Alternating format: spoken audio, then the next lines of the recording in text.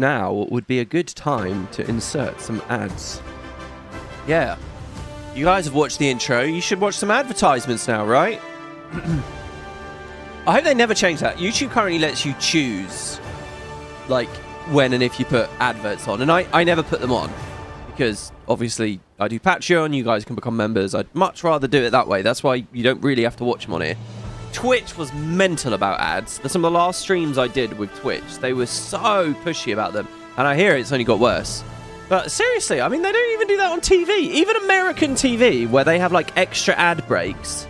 You don't just watch an intro and then cut back to the adverts. They give you at least a little moment. They'll give you a little chat like this. Then we'll go to the ads. Anyway, yes, the login, the character select music is amazing, and it would be quite cool to have it on that intro. I can't bear to ask Mr. Modius to change it or update it anyway, though, because I'm already so blessed and thankful that he's made one in the first place. So, you know, we get what we get as far as I'm concerned. But, yeah, obviously the soundtrack is out now. What you're listening to on that intro that Modius made is just the Inquest theme from Core. It's actually Core music. I say just the theme. I mean, it's awesome. All right, so yeah, let's jump in. Anyway, hello everybody. Welcome. This is part 3 of Visions of Eternity. We have currently our progress. We've currently unfogged about 4 areas. That's it in about 5 hours of gameplay. I mean, seriously, this is what we've done. Actually, to tell you the truth, I don't remember coming here. This is where we killed the Script King, I guess, right? We TP'd to someone over there. I was told yesterday that there's some kind of lore book that's really good over there, and I just happened to have missed it. If that is the edge of the map, which I'm assuming it is, actually our progress on the map is a bit better than I was realizing, because we've got, like, this chunk obviously we missed. I mean, there's stuff everywhere to do. A couple of little changes you'll notice. On the top left, my world completion looks different. Oh, that's strange, isn't it? Why is it yellow? And in fact, look very closely. It says 2,155 points of interest. Now, that's a lot of points of interest. A lot of points of interest. I'm being attacked. Oh, what a surprise. It's one of these guys. Oh my god, I'm actually excited to play this build for a second here now. Oh, I messed the order up there. This is definitely an extremely weak build, can I just say, what we're playing at the moment. Very, very, very weak. Like, because I did my Halloween daily on this, and it was amazing how it was to do the Ascent to Madness mission today, and it was amazing how much harder and slower and more challenging it was just to kill Mad King Thorn. But you know, it's not terrible, and it's definitely passable for playing the base game. What I usually look for in an RPG is to start an experience feeling weak and get more powerful as it goes along. So whether we've kind of forced it on ourselves or what, I don't know. But the reality is I'm actually getting a cool RPG experience out of this. We will change things up a bit, though. I think today we're going to try Spear. I think we'll go... I think we'll actually change the Toad today. Maybe not immediately, but I think I'm going to change to the Hare, and we'll play with a Spear with the Hare. And that'll mean we get rid of the pistol for a little while. Anyway, yeah, back over to this. This is a Nexus add-on that I found. I don't know how long it's existed for. Here, let me just show you guys, because I can. It's called True. Oh, it's not in the library, I guess, anymore. It's called True World Completion by Vonch1427. So you can enable this seamless display within the game map that includes all zones of all expansions and living worlds. So traditionally, this top thing is just showing you Corteria. Arenanet never really, and I think they should have. You know, you get that star next to your nameplate. Actually, I don't see it on list right now. Is that because of the add-on as well? That would be incredible if it is. I've always thought they should take the star away. If you don't have map comp anymore because they've added new content, take the star away. I mean, the star is not necessary to have fun in the game. It's not necessary as a casual player. Like, it's a prestige reward. And I've never had any problem with them taking it, but they don't. They're like, oh, can't take that away or whatever. So anyway, that's what this add-on does. It shows you everything all at once. And I think even smaller instances. So, like dungeons have points of interest that don't actually count for world comp, right? But I think that those count in this, which is really fun. It also makes me wonder what's going on with Ara, of course. We talk about this all the time. In Ara story mode, there's an entire unfoggable area and an entire point of interest at the tower where, during development, we were supposed to have the final phase of the Zaitan fight, but it got cut. But the POI in the unfoggable area is still there. The only way to get it is basic, as far as I know, by fly hacking. I think there was a trick at one point in the history of the game where you could legitimately get it by, like, bugging the game. I mean, maybe you don't even consider that legit, but you could, like, bug and get off the airship and get close. I think there were videos of it. But for the vast majority of the game's lifespan, it's impossible. So isn't it true that we should only ever get to 99.9? I don't know. Did he include that POI? I think it's called the Lonely Tower or something. Anyway, it's just an interesting idea. The other thing that's going on... Oh, it seems to have not saved on reset. That's a shame. So the other thing that I've got is Refect. Now, I didn't have this on episode 1 and 2. Now, on Refect... Let me just shift this up a bit. Refect, if you play World of Warcraft and you're familiar with weak auras, alright? Or if you're just in any MMO or any game familiar with, like, deeper UI customization, that's basically what this is, okay? It gives you... Is there a save button? Do I need to save the changes that I make? Oh, there you go. That's why, because I didn't click save. So it allows you as a player... Oh, that still didn't do it. Hold on. Position X. Go more left. Save. Close. Why is it shifting back to the right? That's very strange, isn't it? Let's go all the way down to -30, expecting it to shift. It's still not quite there, is it? Let's go to -30. Let's go to -40. To the left. There you go. Okay, so basically, this gives you custom UI elements, if you like. So, over on my conduit that I've been, you know, hitting the benchmark golem on, trying to get the number higher. I've got up to 54,000 damage so far a second, which is obscene. Unfortunately, arc doesn't count ill, so it looks a bit shit in real world. But if you look at conduit, if you look over my endurance bar right now, you'll see there's a bunch of spikes there. So these spikes actually fill in as I build affinity. So player killed that. So when I use weapon skills, weapon skills?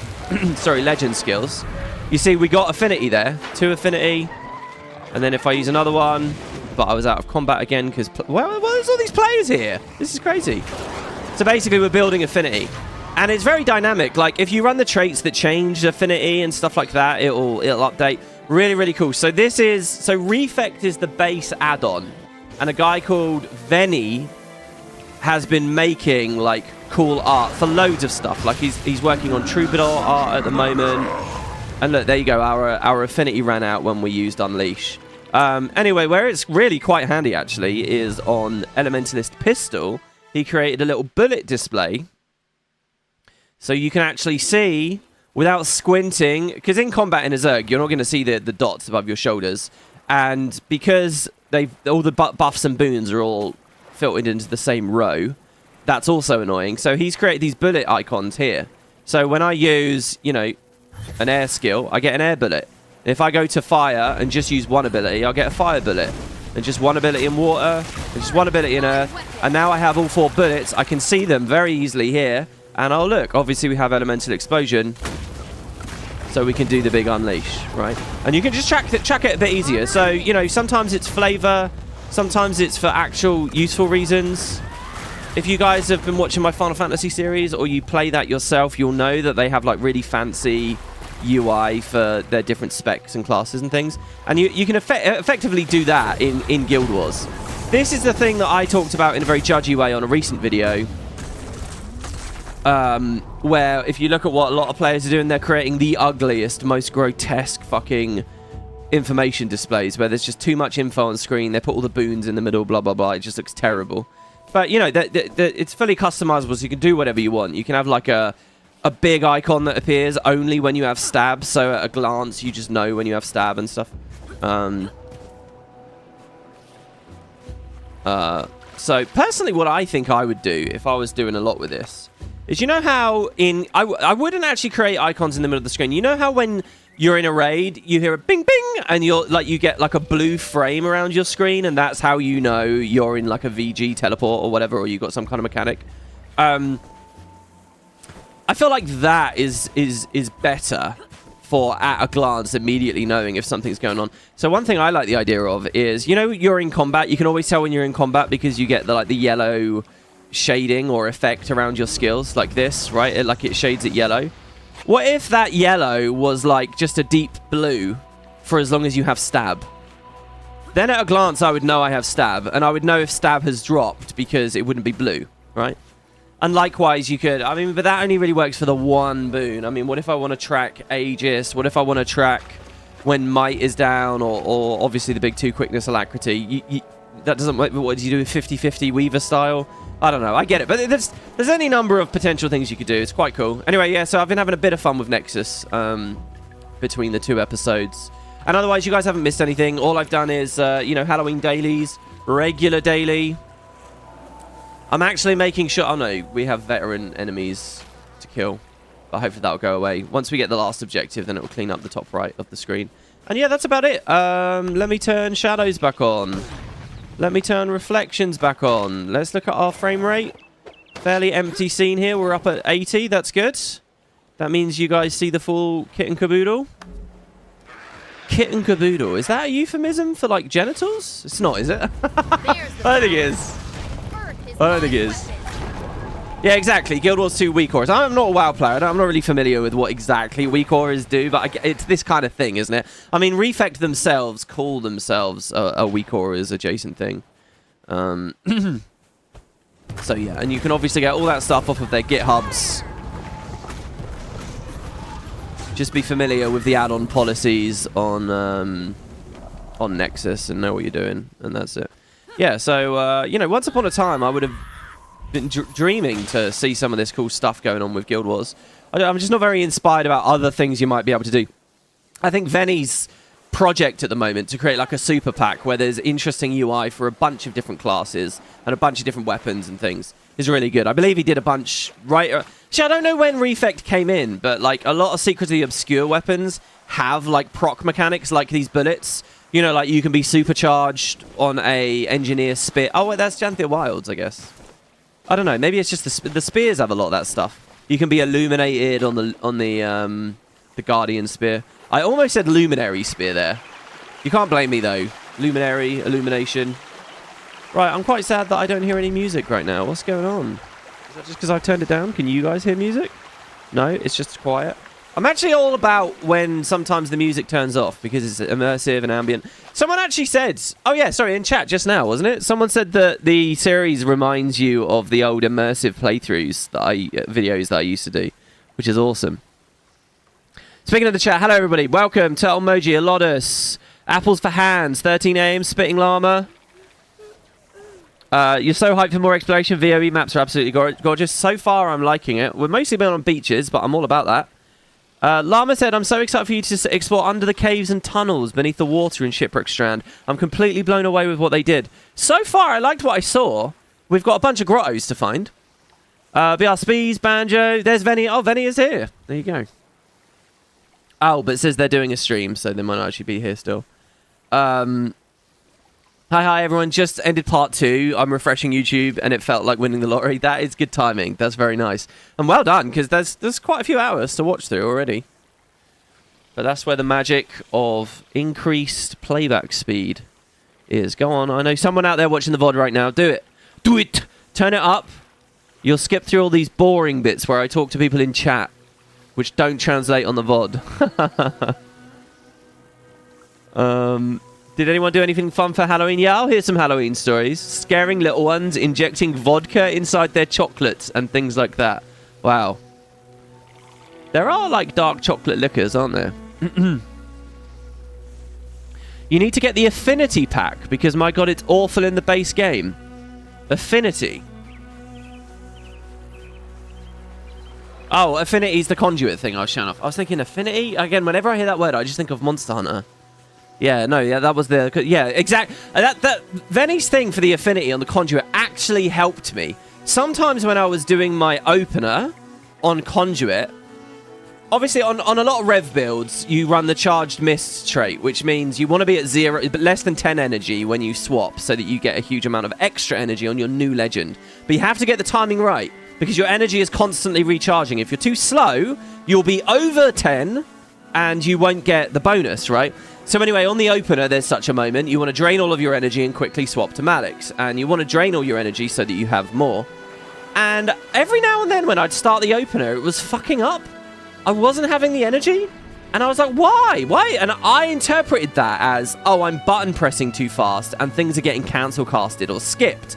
So I was losing trust in queuing my buttons, which meant I was staring at the skill bar, which meant it wasn't fun to play and all that. You know, the whole point of learning, like a little rotation like that, is so that you can focus again on the rest of the game and you can focus on the mechanics and actually have fun instead of just staring at the UI. But you have to get the muscle memory. You can't get muscle memory if you can't trust that things are queuing. You can't get muscle memory if you think that things are cancelling. And with a lot of the new specs, unfortunately, guys, there are awkward cancel casts and there are awkward moments.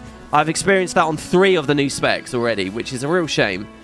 So I'm sitting there not having any trust, thinking, why don't I drain all my energy sometimes? Why isn't it happening? I spent like 2 days, well, not complete days, but 2 sessions at the golem with it randomly fucking up sometimes. I was like, I just don't get this. I hate this because it's right at the start as well.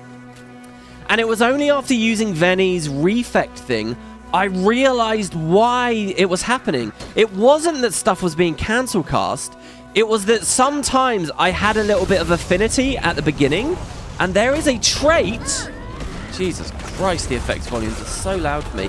There is a trait which means when you max out your affinity, you gain a small amount of energy. So sometimes I'd be doing my opener, that trait would proc, giving me a little refund, and then I wouldn't have had enough to proc charge mist. And that's what was fucking up. The truth, it was always queuing. I could always trust it. It was just that thing. And I hadn't noticed that before because the vanilla UI for Affinity is awful. It's tiny. You can barely see it. But Venny came along and made these really nice, big, beautiful spikes. And it was because those spikes were evident. It actually helped me. Seriously. Wow, there's a hero challenge here we never got and it's just a guy sitting on the beach. Oh, or is it because they're repeatable? No, it doesn't have the repeatable icon. Hello, sir. A sad freebooter. What do you want? Are you okay? Have you ever been in love? Oh, they put it as an option to say no. Oh. Look, I don't care how closeted and nerdy you are, alright? Everyone's been in love. Am I wrong? I'm turning this down. You guys probably won't hear footprints so loud and some of that... for fuck's sake. Alright, I will favour the art over my own experience. I will do it. Seriously, I can't hear anything right now, though. What is going on? Okay, I can hear a little bit. Oh, yes, I've been in love. We all at least should have felt like extreme infatuation, right? Everyone at least should have felt, what do they call it? They call it limerence, I think. Isn't it called limerence? Yes, I've been in love. Well, I am, and it's awful. What do I do? What if he doesn't love me back? How do I tell him? I bet that you have nothing to worry about, but how can you be so sure? We can say, stop, just look at you. Only a fool would turn you down. Why? I bet you're the smoothest talker on the island. He can't say no. Well, what makes you love him so much? We don't know anything about this guy, Liz. It's just a brute in a helmet. What, you think that's all he sees in me? You're no help at all. Wait, that's not what I meant. Well, what do you expect, bro? Of course I'm going to give you a superficial response. I don't know you. I shouldn't be chided for that. Why, I bet you're the smoothest talker on this island. He can't say no. It's okay, so sorry, we're being lectured right now. We have to click the bottom one, but let's tell him to smooth talk. Pickup lines are always good, right, guys? What? You think that's all he sees in me? You know, help us. Oh, it's not even... Okay, what makes you love him so much? Well, he's handsome, but more importantly, he's kind. He's caring and he listens, like he really listens. What a cliche. All you have to do is tell him how you feel. It's like we're a 10-year-old girl watching a Disney movie. Tell him how I feel, just like that. It's not as easy as you say. I'm starting to think you don't know what you're talking about. Yeah, why should I know what I'm talking about? We're strangers. Stop, just look at you. Oh, wait, I know. Okay, that. You obviously care a lot. If I can see it, I'm sure he does. You really think so? He is observant, true, and he's just so sweet. But what if it doesn't matter? I'm a freebooter, and he's not. What if we have to stay apart? Well, I don't know what the dynamic is between the freebooters and the whole gardeners right now. Oh, no, sorry, yeah. Convince him to compromise. Join the freebooters. I bet that's not the correct answer, right? But fuck it. I believe in compromise. Have you guys noticed a thing? I don't know whether I'm crazy or I've just got unlucky or whatever. But have you guys noticed a push the past 10 years? Like, people genuinely don't believe in compromise. People are just like really unflexible, especially in matters of relationship and love and stuff. They use the word compromise like it's an ugly term, like it's not. Like if compromise has to happen, it's not a real relationship or something. Just like complete naive, stupid, childish bullshit. But it's like what people genuinely think. Have you guys noticed that, or is that just you know, I've noticed it a couple of times and now confirmation bias has spurred me on. I'm gonna say compromise. That's a terrible place to start, hoping someone's gonna change. I mean, look at this. Like, fuck you. Whoever wrote this, fuck you. All right, what makes you love him? You care a lot. If you truly love each other, the rest is details. Oh, God. Well, that is true. This is awful. This is not an adult conversation. We're all scared, but you say he's kind. He listens. Communication's key. Well, communication is key. There you go. You got one thing right. All right, go find Bradley. Wow. All right, what do we learn from that? That taught Liz how to... her fiery might. Burning we inflict deals increased damage, and we deal increased damage to burning foes. 5% for each. And they've double dipped with the tooltip there. They could have been very pedantic and listed that second twice, but... Okay, but we're giving up Aegis on heal, plus an extra 3 might. Which I actually prefer for open world scenarios. I mean, hell, I'll take the Aegis. Accelerating. There's the power. We don't need the 5%. This is just pure ramp anyway, you know. It's like do no damage, do no damage, do no damage. Suddenly they have 60 bleeds on them and a fuck ton of burn, but they're dead. At least you made it. Best swimmer in the Navy. She was. Swam on her own? No wave hawk? Whoa. Was Gramps in the Navy too? Could he swim like a wave hawk? No. Gramps' crew showed up some years later. I think they might have been trying to avoid the Navy. Oh, I liked that a lot. I like their observations. There's a cool vibe to this map, which is like...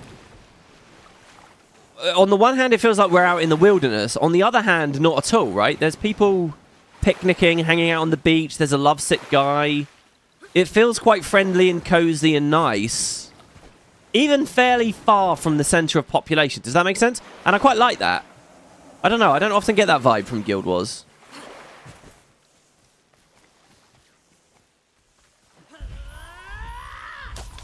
I didn't click the worst options. Oh, what were the worst options?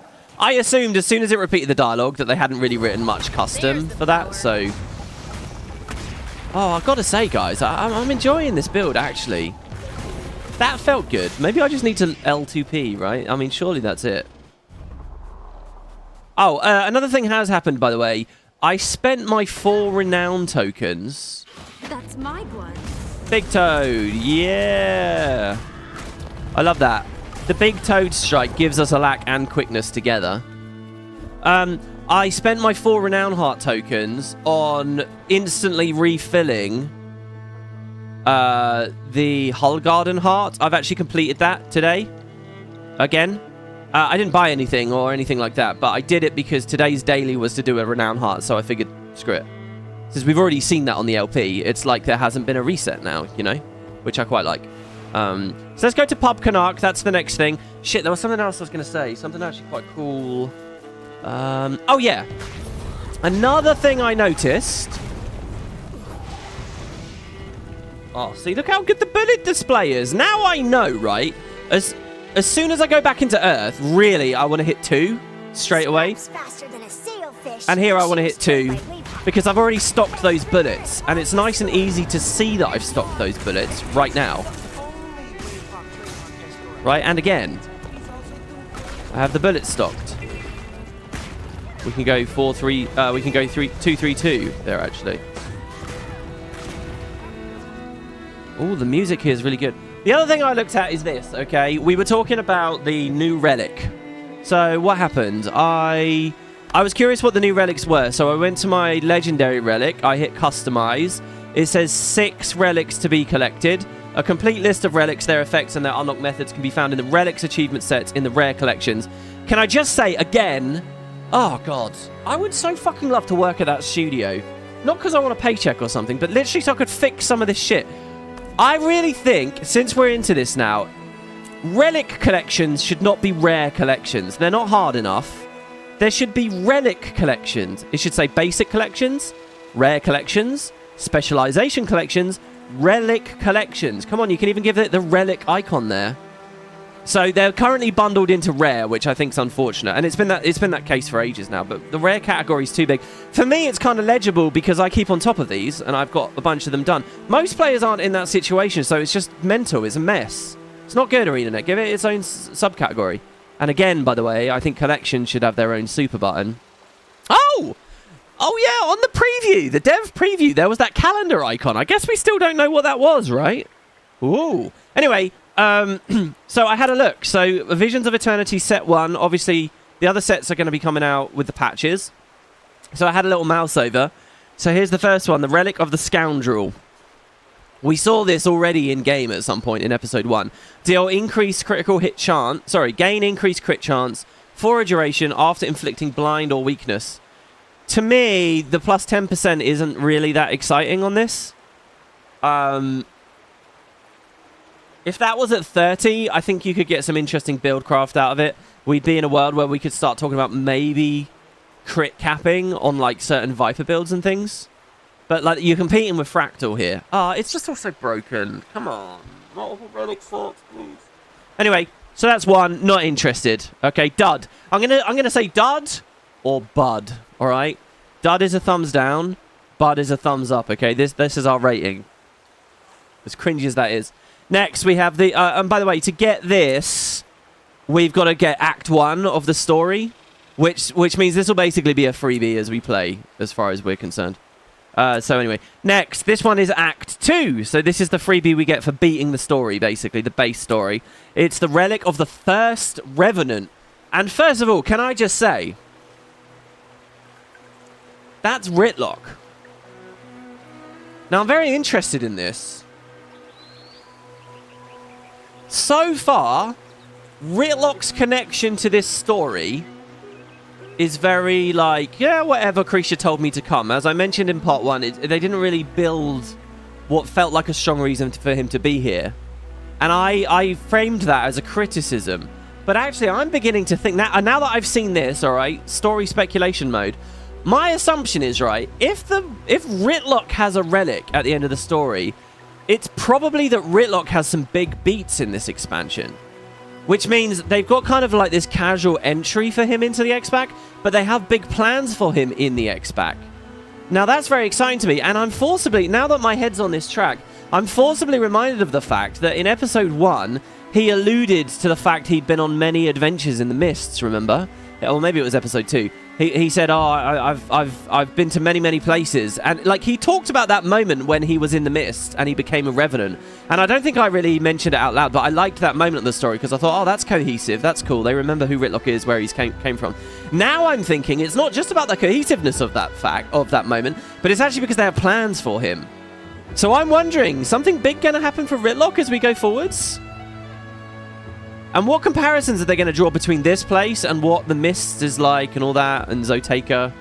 Anyway, going back to the mechanics, 33% reduced Condi damage while we have resistance. Which is ridiculously strong, very much a competitive relic. Until they up the standard of story instances or the standard of open world. either baseline changing it, which is probably risky, or the Guild Wars 1 route of introducing something like hard mode, which they don't have the budget for. So it's not going to happen, let's be real. Anyway, so there you go. I think that looks really strong, but it's not about any formats I play. Maybe World vs. World roaming, but World vs. World roaming is already a place where I'm spoiled for choice with relics. And again, I want the triple split. I want an offensive, defensive utility. And this would obviously go in the defensive slot. Though there's utility to that as well, you know, reducing incoming immobilizers and stuff, but let's not split hairs. So anyway, that's the first Revenant. So here's what I'm going to say. Dud? Semi-dud? For me, a dud. All right. Let me just be blunt. My excitement is 0, 0.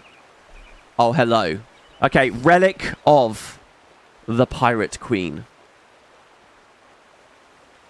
Gain quickness when you disable a foe. Now, that's 5 seconds base. We're in Celestial Gear, so we get another 2 out of our concentration there. This thing is fucking awesome. Bud. Double bud. Triple bud. This is amazing. As many thumbs up as you can do. I've talked about it already. This, to me, should be a part of the core set. It should be a big reward at the end of beating the base game. Everyone should know about this relic. As the current game balance stands, everyone should have an open world build with this bad boy slotted. The only exceptions are if you're like a warrior or whatever, where you have this as a trait anyway. But even in those, right? Like, let's just talk about this here. Let's say I'm a warrior. Where the hell is Natalie? Oh, all my characters are shuffled because I was digging for infusions the other day. So a bunch of characters I haven't logged on for ages. I ended up logging on and having a look at. It was alright though. It gave me a bunch of birthday presents and therefore statuettes. Can I just say, that looks fucking awesome with the shadows on all the little corn stalks there. Damn. Dude, I'm telling you, Crichton areas look just sick. Wait, why is she in Orax? That is Gux's privilege. What should we put her on? Plush Zaitar? There you go. Let's put Plush Zaitar. It's died very weirdly at the moment. Right. Let's say I'm a warrior, okay? And we're thinking about aggressive onslaught. Gain quickness whenever we disable an enemy, right? And a little bit of movement speed. I would much rather take Berserker's power plus 21% damage, or even Might Makes Right, you know, the Spellbreaker build, that could give you massive health regen and shit. Right, aggressive onslaught's good, but if I can take that in the relic slot instead, thus freeing up the other GM, I'm going to want to do it. So even on the classes where you have a trait available, that relic is still amazing. Like, I will happily drop a relic of the claw or a relic of fireworks or whatever. That's worth 7% damage. These GMs are worth way more, 21% in this case, right? It's a no-brainer. Relic of the Pirate Queen. So good. Everyone should look into those. And I think it's really good for the game. I just wish it was not limited to this mini X-Pack, because these very quickly will become fringe areas of the game, effectively. So anyway, I want that, and so how does that segue us into actually playing the game here? Hint, acquired as a tier reward from the Shipwreck Strand Mastery Achievement. So if we have a look, I thought it was the meta, actually, to tell you the truth. I thought we were going to kill the Pirate Queen in the meta, but we're not. It's, and by the way, the name again, Tyda Covington is the Pirate Queen. Well, she's the Hydra Queen, I guess. If we find out Tyda survived the shit in core, and Tyda's crew is around here, I would actually love that, unironically. I know that there's this thing, don't bring characters back and all that kind of shit, but no, I think that would be cool. Because that always felt like there was a lot of enthusiasm from the studio about that at core, and then it never fully got realized, because it's not really in the main story or anything. Right, so what? It's the Shipwreck Strand Mastery Achievement. So we go to Visions of Eternity, Shipwreck Strand. It's here. It's the Tier 1 reward as well. I mean, that's pretty good. Unfortunately, we only have 1 of 9. Holy shit. Holy shit. There's a lot of content here. Me likey. Hamana. Sorry, gonna kill these guys. So get it, guys. I'm just saying, seriously. If you're playing this X-Pack like me, try and get your 9 achievements on the first map. In fact, I'm going to eyeball that. I'm going to... No, I'm not going to eyeball it. But it looks like getting gold on each adventure gives you 3. Complete underwater events. I mean, I'm making progress on some stuff. Find the documents. I mean, there's a lot of... Oh, there's 2 jumping puzzles. The Soaring Copes and the Orb Cavern. Do some Renown Hearts. Yeah. What else do we get? We get some trousers. God, I hope the fashion templates rejuvenate my love for these skins. And then a thing for the legendary at the end. That's the same as what Janthir Wilds did. Arenanet have really impressed me with that. That feels like substantial. Let's see. There's 36 tiers there. Let's rewind to Lowland Shore. There's only 30 last year for map 1. There were only 30. And there were only 22 for the year before that. Going to regular expansions, there were only 16 in Kaineng. There are only... Sorry, in Saitang and Kaineng. Echovald Wilds had 30. This is more than we've had in an expansion map for years, if ever. That's big. All right, so there you go. Sorry, real quick. What else have we got? So that's the Pirate Queen. Big excitement. Relic of the Mist Stranger. Now, no ICD. Siphon health whenever you hit a foe. There's already a lot of... Now, that could be strong, right? Because it's resustain and it's a little bit of pressure at the same time. So obviously, lifesteal effects are good. There's no ICD on that. Anything that does a lot of ticks of damage, it might end up feeling strong. I have a feeling that at this point, we would have seen some builds pop up on benchmarking websites utilizing it if it really was worth much. Obviously, Necro is always a good time when it comes to lifesteal effects. I'm not really that excited about this, though, and I'll tell you why. Because there's already a shit ton of lifesteal-related relics, and I've never found myself running them, and I can't combo them together. If there was a world where I had multiple relic slots, and I could, you know, God, it really does suck. If I don't start in Earth, we really do get less toads, don't we? I do need to think about that. In a world where there's multiple, to beat a dead horse, if there were multiple relic slots and I could have a life siphon related one in slot 1, I could have a life siphon related one in slot 2, and I could have a life siphon related one in slot 3, then that's really fun and that's really flavorful to me. That's putting many of the same effect in lots of slots. It's cool, you know, it's just like if I had a minion option for each slot. I would like that. As it stands, though, it's already a crowded thing and it's just another variation on something we've seen before. Again, could be kind of epic with no ICD, but again, when it comes to like resustain effects and stuff in PvE, unless the standard goes up in terms of the content I'm facing, am I really that interested? Relic of the Biomancer. I like the name of this. I wonder, did we meet a Biomancer? This is acquired from completing the Hammerheart Rumble world boss in the first map. Oh, and this is completing map 2's mastery, by the way. This is heal yourself whenever you inflict bleed or poison on a foe. It's very similar to the lifesteal thing, but harder to proc. Healing of 139 is barely more. Guys, like, this just doesn't look balanced to me. Arenanet, let me just ask you a question. How much more often do I do a tick on any build? Do I do a tick of damage versus inflict bleeds or poison? I know that you can inflict like 3-4 poison at once in one skill sometimes. Same with bleeds. I know. Like, I can put 60 bleeds up on this. But those 60 bleeds, I'm doing way more than 60 impacts. This doesn't give me a tick of damage on those bleeds and poisons. And the healing is barely higher. Maybe it's that the coefficient on the healing is really high. So if I had lots of healing power, it would be good. But now we're talking about running stat sets that are Condi, expertise, and healing. We're way too fringe, way too quickly. The numbers on this just don't look appetizing. I'm going to say boo, not interested. Finally, Castora. Healing to other allies is increased while they are below the health threshold. This one actually I quite like. Again, there's hot competition. Carcosa is a really cool healing relic. But that's 25% stronger heals when people are low. I actually think that's a really exciting concept. Armor enhanced. And I would actually be tempted to use that, especially in big open world meta zergs and things. I actually do like the look of that. I think I'm toading too quick. I'm actually cancel casting one of my toad attacks. When I do the super toad, I think it's cancelling the mini toad. Anyway, so this one's kind of okay as well. So out of the whole set, there's one I love.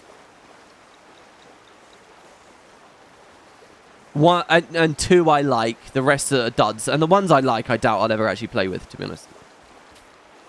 So yeah, I could not be more emphatic about this. I think the whole Relic rune thing was a good idea, but it's rough around the edges. In terms of actual play, it hasn't accomplished what it's set out to do. It started with Secrets of the Obscure. We're 3 years on now, with 2 expansions after that. I would really like to see an update to that. And by the way, it doesn't have to be an offensive-defensive utility slot, right? They could do it other ways. One method would be you get like a passive slot, a slot for relics that proc on heal, and a slot for relics that proc on elite. That's another way of setting it up, right? There are any number of buckets that could be created. I would just like to see that happen, right? And also, by the way, kill all the profession relics. Just kill them. Look at this list. Like, look at this, guys. Honestly. You can't scroll through this list and tell me that the fact 99% of builds are Fractal Relic and Fireworks Relic or whatever, right? Or Claw. There's maybe 5 that are worth anything. I know that has started to slightly change a little bit recently. But I don't know. Alright, anyway. Let's go do Pub Canach. Sorry, guys. I know you're here for story. So let's see what we got. I'm no stranger to putting a rowdy drunk in their place. Heck, I've been the drunk. But these Castorans are pent up. If you were stranded on a deadly and strange magical island, you'd be stressed too. Dharma, we are stranded on a deadly magical island. Right. I need a drink. I like these guys. So many of the NPCs are so characterful. Does Relic of the Biomancer scale with healing powers, says Captain Ponton? That's exactly what I was just wondering out loud when I said the coefficient. That's exactly what I'm saying. If it has a really strong healing power scaling, then what it is it's a resustain thing. But I mean, another option for that is it pulses a heal around you every time you. But look, that puts it into a concept Arenanet aren't playing with at the moment, which is that's for a playstyle like a Condi hybrid healer, but they don't really emphasize that, right? Like hybrid DPS healers are like not something they push that much because they're not fully decided on what their composition roles are and all that kind of shit. So again, I think that one's like fundamentally just a bit iffy and a bit weird and doesn't really look at how the game is played. Arenanet, he says, I would love some relics being able to have an activate button. I would love that too. See, I thought that for years, even back before relics, before when it was just runes, the idea that you can proc it and effectively get a special action, and you can tap it. The downside to that is UI space for it and keybinds. I do think that Guild Wars is already fucked for keybinds. So you could say, well, just have it be the special action button. And then some people will say, no, that's not a good idea because then it will interfere when the special action is meant to always be there or whatever. To that, I say there are examples of having 2 special actions at once already in-game where they overlap each other and it kind of works. But I don't know. That's a lot of clunkiness they'd have to assess, so I'm not sure about that one. The one thing I am very, very sure of is I want more relic slots and I want them to cull a bunch of the shit relics. Frankly, I want them to cull a bunch of the shit runes too. Runes themselves are just not like this. This is not exciting the way that these are set up right now, and a lot of them are just duds. And you know, if this stuff was accessible in the early game or every new expansion we were playing with a different pool of them, then I would say it's all fine because they all have their places. But they don't. We don't have a you know, if when you were in Heart of Thorns, you had access to just the Heart of Thorns relics plus core. And when you were in POF, you had different desert runes you could use. And same with relics and stuff. Then I would say, oh, that's really cool. That's a lot of diversity and it changes things. But, you know, none of that exists in the game. The drinking competition just started and it's already out of control. People are breaking things and I don't know what to do. We're here to drink, not to smash things. Let's focus on drinking. I don't know. It's just at all levels of Guild Wars 2, it's suffering from that late stage MMO thing where there's billions of options and bloated UI, and it doesn't really affect the game. And I lament that. I lament that because there are cool experiences that could come out of many of these relics. There are cool experiences that could come out of many of the sigils. There are cool experiences that could come out of many of the stat sets. But they're so crowded out, we don't interface with them, and that's sad. You know, that's sad that we miss those experiences. It's sad that the devs spend time implementing things that never get used. It's unrealized potential, and you know that's gut-wrenching to me, and I would always want to see potential be realized. Right, I'm not paying any attention to these guys. Let's just talk to Canach first before we do the heart, because I don't want to bug it like was potential it could have happened yesterday. Ah, there. Hello, Canach. Welcome, welcome. Knew you'd pop in sooner or later. Canach, what are you doing here? Place seems like a real... Pub Canach is my latest concern, Commander. This is how I recoup my losses from the Martin. Apologies, you were saying? Your latest... So you've purchased this establishment? It seems like a real solid investment. I thought exactly. So, need a drink? First round on the house, of course.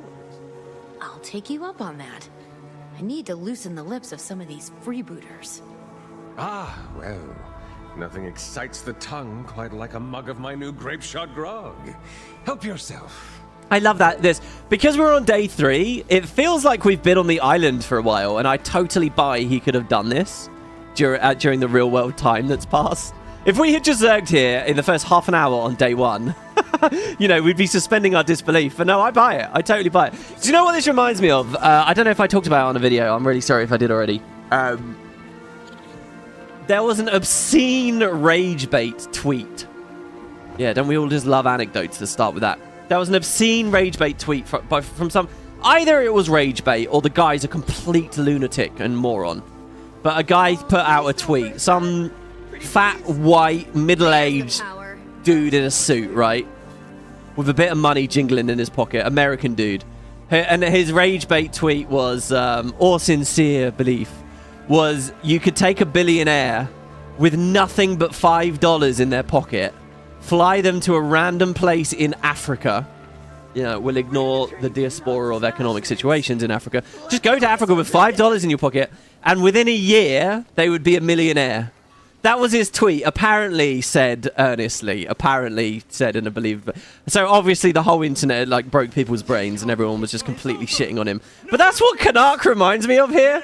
He's just survived a shipwreck. He's got nothing, and in day 1, he's already set himself up a pub. He's on his next venture. Off he goes. Canach is the billionaire with $5 in his pocket. I guess that guy was right, you know. I guess I should have listened on Twitter. Look at this. He has a Mixology station. He has it all. Hey, speaking of money, I just got 500 RSD. I don't actually know what that currency is. Thank you, though. That's very nice of you. From Arenanet, who says, thanks for highlighting the cool Nexus add-ons. Maybe it's time for a new video that dives a bit deeper into it, showcasing some cool Nexus and Blish HUD add-ons. Maybe, yeah. You know what? Honestly, I have been thinking about it because Blish HUD's come a long way. I'm also curious. Listen, on that note, if anyone can help me out, on Nexus, there is something called Tiny HUD. So, by the Tiny HUD team... Oh, that says Timmy. Tiny HUD. Now, I had a quick look at their GitHub, but I scanned it very quickly. I didn't RTFM. And they didn't have any screenshots. Is this effectively just Blish, but integrated into Nexus? Therefore, it works with the UI better and stuff? I don't know. If anyone knows anything about Tiny HUD, whether it's a dead project, whether it still gets updates, whether it's worth a damn, let me know. If it's just like basically Blish, but within Nexus, I am so up for that. That would be really, really, really good. But yeah, okay. Hello, Pax. Help me throw some drinks together for this thirsty bunch of customers. Okay, what do I need to do? Mixology books here. Ask them what they want to drink. Toss the ingredients in the cup. That's all. Pretty much. It ain't magic science. You just need fast hands and attention to detail. Uh-oh. I have neither of those. Follow the recipes in the Mixology book. Can't find an ingredient? Check by the barrels by the back stock area. Cheers. Okay, so this man wants some water. Oh, no, he doesn't. He wants some honey ale. I'll see what I can do. So, we want to make him some honey ale. Or they have a drink called the Wave Hawk. Breezy Key Honey Ale. A local favourite brewed right here at Pub Canach.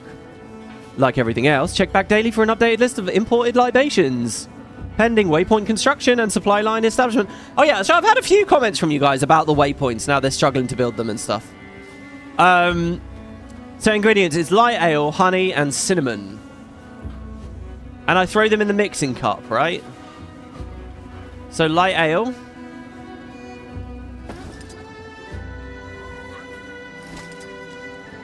Some honey.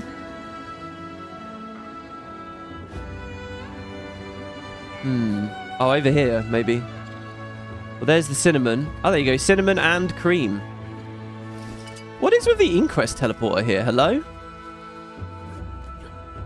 Here's the honey.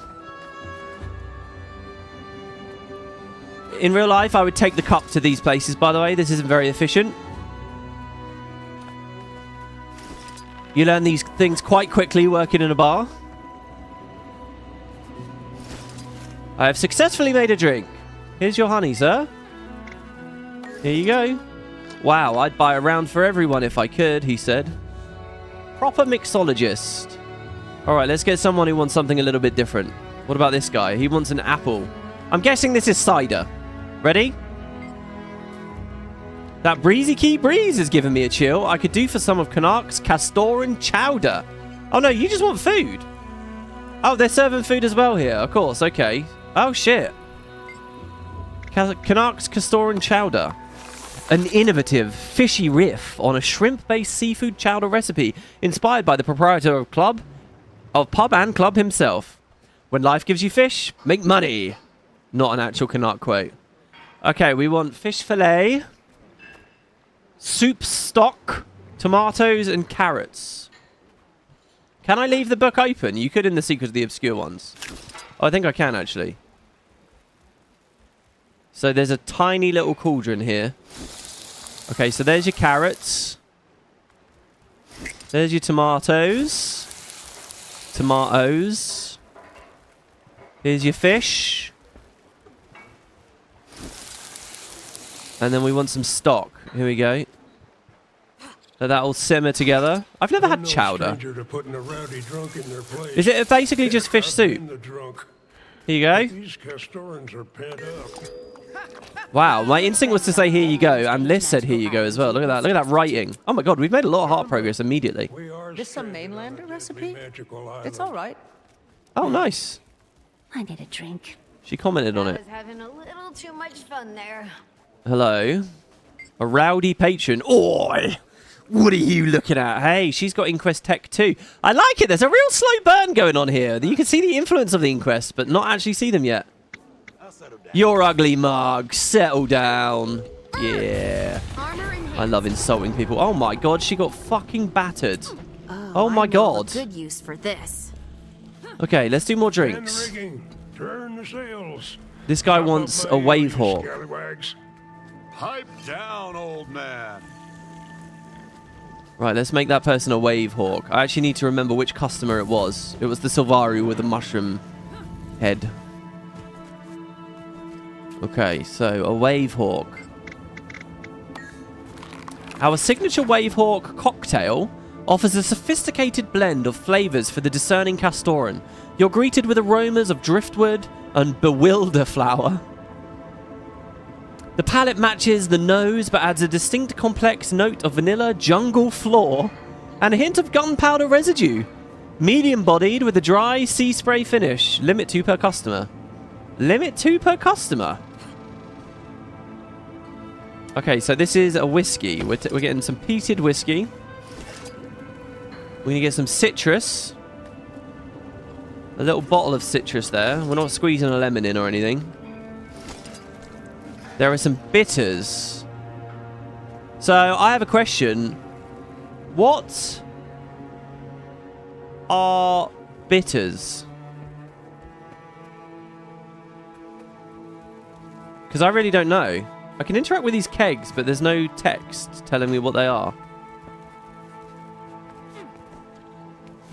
Bitter to me is not a flavour, it is a flavour, not an ingredient. Or is a sensation. Oh, here you go. A sensation. I'll tell you what, I'm a sensation. Wait. Okay, that's it, right? Whiskey, bitters, citrus, bourbon. Oh, I think I fucked something up. No, I don't think we put any bourbon in there yet. There you go. I've successfully made a drink. Take it to a thirsty patron to receive credit. Now, this guy's only allowed 2. If I bring him 3, do I get in trouble? The nose, the palate, the finish, so balanced. Mmm. Oh, I see. We can actually look at them, and it tells us what they want without even having to speak. Now, that's some great waitering right there. Just being able to discern what someone wants without having to go through the hassle of a conversation. Not enough people want drinks here. Look at this. There's just rowdy. Here you go. You want a drink. You want some of Pax's hard birch beer. Okay. A Pax's hard birch beer for the char. Coming right up. Bitters is a spirit that gives cocktails a bitter taste. But, like, what is it, though?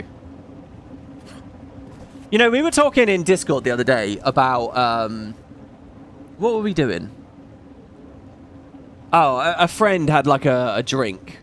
And it had vanilla with it, right? So we were talking about vanilla, like, guessing. It was, like, strawberry and vanilla as a drink. But, you know they call them vanilla beans. But they're not actually beans. And we were like, what is vanilla? And apparently, I think some people call it a spice. But what it technically is an orchid. Like, they're bean-shaped, but they're like orchid fruit or something, I think. And people call them spice. I don't know. This shit, the categorization gets really weird. I forgot what that guy wanted. Oh, Pax's hard birch beer. Relax like Pax after a double shift with a creamy, zesty birch beer. Don't forget to tip your bartender. I've noticed the tipping jug here. Is this just I can pay to finish the heart every day?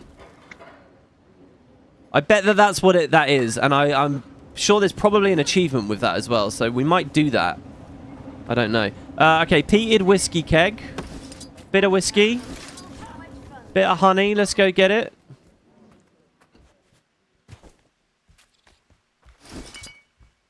You know, they sell that, like, honey Jack Daniels, right? Like, there's like, one of the flavors of JD is, like, honey flavor. And it's the kind of thing I get as a Christmas present. And I appreciate, I'm not trying to poo on a present or anything. But I'll tell you what, so I'll drink it maybe once every 2 years because it will come in as a present or something. And I can never taste the honey in it.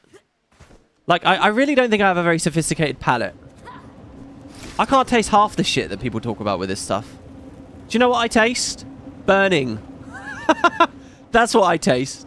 And I bet most people are the same. They just don't want to appear unsophisticated. Birch wood. Now, that was over there, right? Here you go. So they're ashamed to say. It's like when we did the whiskey stream. Wait, that is honey, not birchwood. I can see she's holding it, so let's climb up. There we go. When we did the whiskey stream, and I couldn't really, you know, tell much of a difference. I don't really remember what I said on that. One of the ones we drank on that day was that Japanese one, Santori. And I watched Lost in Translation again about 2 weeks ago. Again, one of my favorite movies, absolutely incredible. And I didn't realize, but Bill Murray's character is advertising Santori in that movie.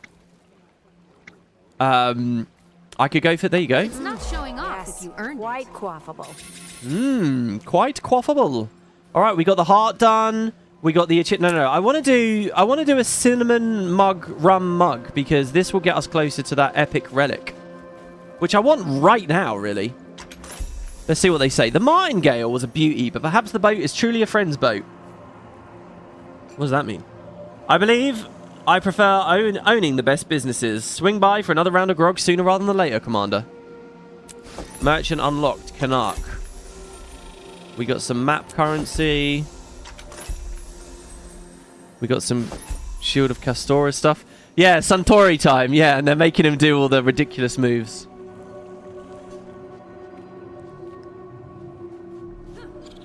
The most aggravating critique I see of that film is people saying it's a racist film because it pokes fun, you know, culturally, at how different people can be. They call it othering, right? But I don't think it's a mean-spirited film or you know, a hard-hearted film or encouraging any kind of nastiness. It's just, you know, it's just culture shock. And if you don't have a sense of humor about culture shock sometimes, then I mean, what are you traveling for? It's not like a derogatory movie or anything. It's just incredibly immersive and ambient, and it's like a masterclass in sound design, really. Okay, right, so the last drink that we want, well, let's just see. I'll recognize it, hopefully. Cinnamon rum? Did I do that already? Shit, hold on. That's the bouncer. No, that's not what we want either. Oh, God. I saw there's a Nexus add-on that changes this as well, the nearly completed. It swaps them to be achievements that are very commonly acquired on Guild Wars 2 efficiency. So you know that they're easy, basically. Because the easiest ones possible, the ones that most people have, they're what will appear on your list. Which actually is more useful if you want to hunt, I think. I don't have that installed, but it is a thing. Wait, if I just type bar... There you go. No, that's bar bouncer. Oh, it's probably something like mixologist or something, isn't it? Yeah, you go. Proper mixologist. We want to make an Aussie's cinnamon rum mug. So I'm just going to make it and then go wandering out there and find someone who's looking for it. Two as one. So let's see. Aussie cinnamon rum mug. Cinnamon, rum, and citrus. Really easy. Okay. You know, in theory, the most... If you want to play the game efficiently, you should do this tomorrow. So that we make progress on the next Renown Heart. But screw that. I want to play the game now. So cinnamon... Now, where's the rum? I'm glad they have rum. Rum should be... Oh, there you go. The rum keg is massive. That's really good. I mean, they are pirates after all. I don't know what it is about rum that, like, made it the pirates' drink of choice. Something about, like... It must be something about supply and demand and easy to get your hands on or something. Keeps well in a ship's hold. And a little bit of citrus. There you go. So we just want to find someone who's looking for Aussies. Oh, there you go. You are. There you go. Yeah, proper mixologist. Right. Should do the job. Excellent. So let's just check now. Did that progress my mastery? It did. Okay, cool. So let's do the salty sous chef. So we want to make Rama's romantic roll. I would not mind Rama being in another... I mean, it's got to be Cantha 2, right? Cantha 2 is going to be so good. Rama's romantic roll. A Canthan favourite, even for those who refuse to taste it. Great for triple dates. Or a little reference to the Red Duck tea rooms. Okay, we want some fish.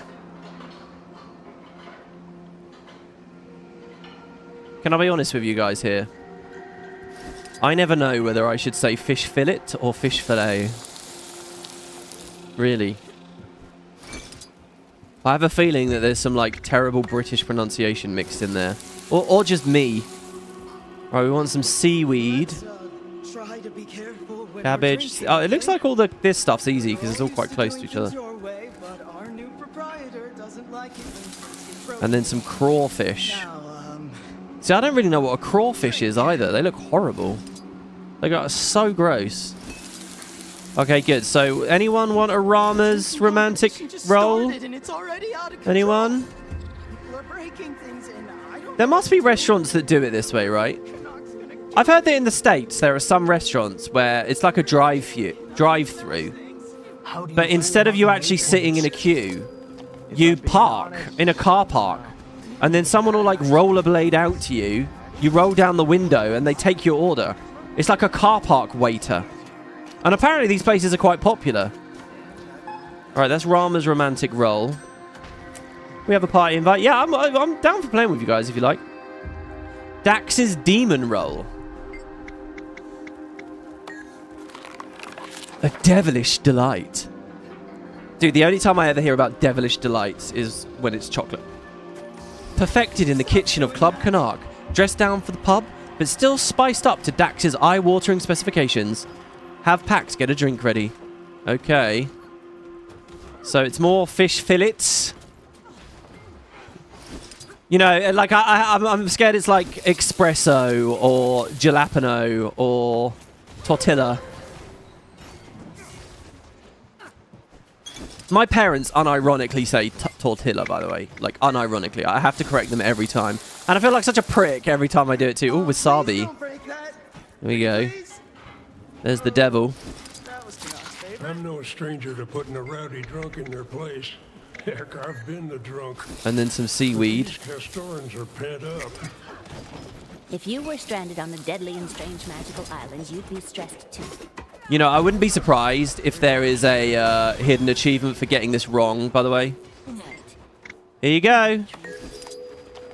Yum, yum, yum, yum. Okay, let's tag the event real quick. There's the power. The thing with doing that Nexus video is, again, like, look, I know it doesn't make any sense, guys. I know it doesn't. But I feel like since there's already going to be a bunch of videos talking about Nexus out there, I don't have any enthusiasm for adding to, you know, what already exists. If someone wants to learn about Nexus, I bet they can already go to YouTube and type Nexus, and someone will have done a thing. Like, I don't want to cynically do shit like that just to farm views. Do you know what I mean? Like, I don't know. I know I'm bad at this job, and I shouldn't think like that, but I do think like that, so I don't know. I might end up doing it. I'm not sure. Okay, so lastly, it's going to be new Canach-style ramen. Like, it's one thing if you're first. If I did it when it first came out, I would feel like there'd be a value to it. Go forth, my minion. Pork? I didn't even know we sold pork. Is there pork? This is like one of those restaurants where the menu's too big. And then, you know, it's like you give someone a book for a menu. And eventually some customer's going to order a thing that people only order like once every 3 weeks. And it's just, it's not good because the guys in the kitchen aren't used to doing it, you know? And you're thawing shit that got frozen ages ago. It's pork, herbs, noodles. Like, look, they got noodles here as well. Look at all this stuff. And then some cabbage. Ugh, cabbage? Does that really taste good? Cabbage with this? Pork, herbs, and noodles. That sounds good. Cabbage with it? I don't know. I mean, I guess if it goes soft. Right, new Canach-style ramen. Anybody? You want Canach? Here you go. For the char. There we go, good. We could also beat up some patrons, I guess. Time until the drinkers stop drinking. Sorry, the competitors stop drinking. This is a bit like one of the moots in the Shiver Peaks, you know? Like I'm thinking in Timberline Falls. Guzzle Muzzle the Guzzler. That's an amazing name. I don't know why I'm ever bothering going into air. Please don't break that. Pretty please. Pork and cabbage is a classic combo, especially in Chinese cuisine. Well, there you go. Shut me up. If it's a classic combo, I'd try it.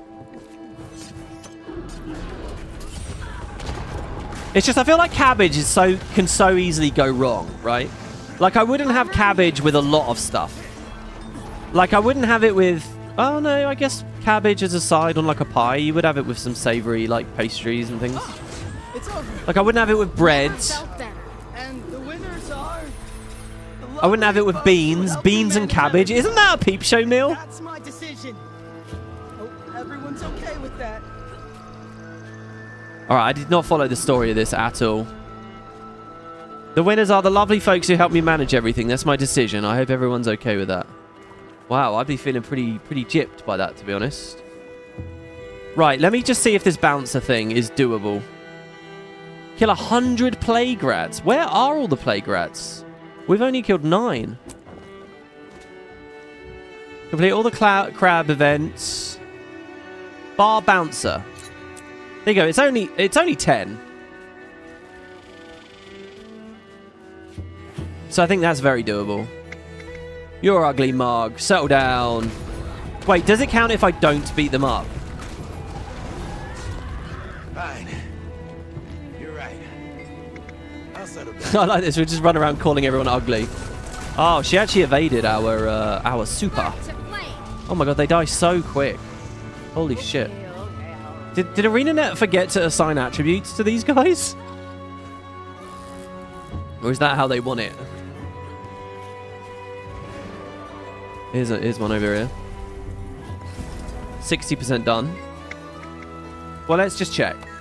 Oh, okay. Oh. It doesn't actually matter what we say to them. I swear they forgot to put attributes on these.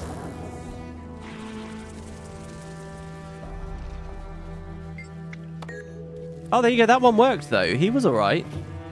There we go. We've done 5. 5 more. It seems to me that if you're ferocious, you always get a bad result. If you click the top one, quite often they'll just back down. What are we learning there, boys and girls? What are we learning? The value of diplomacy. And that violence is not always the answer.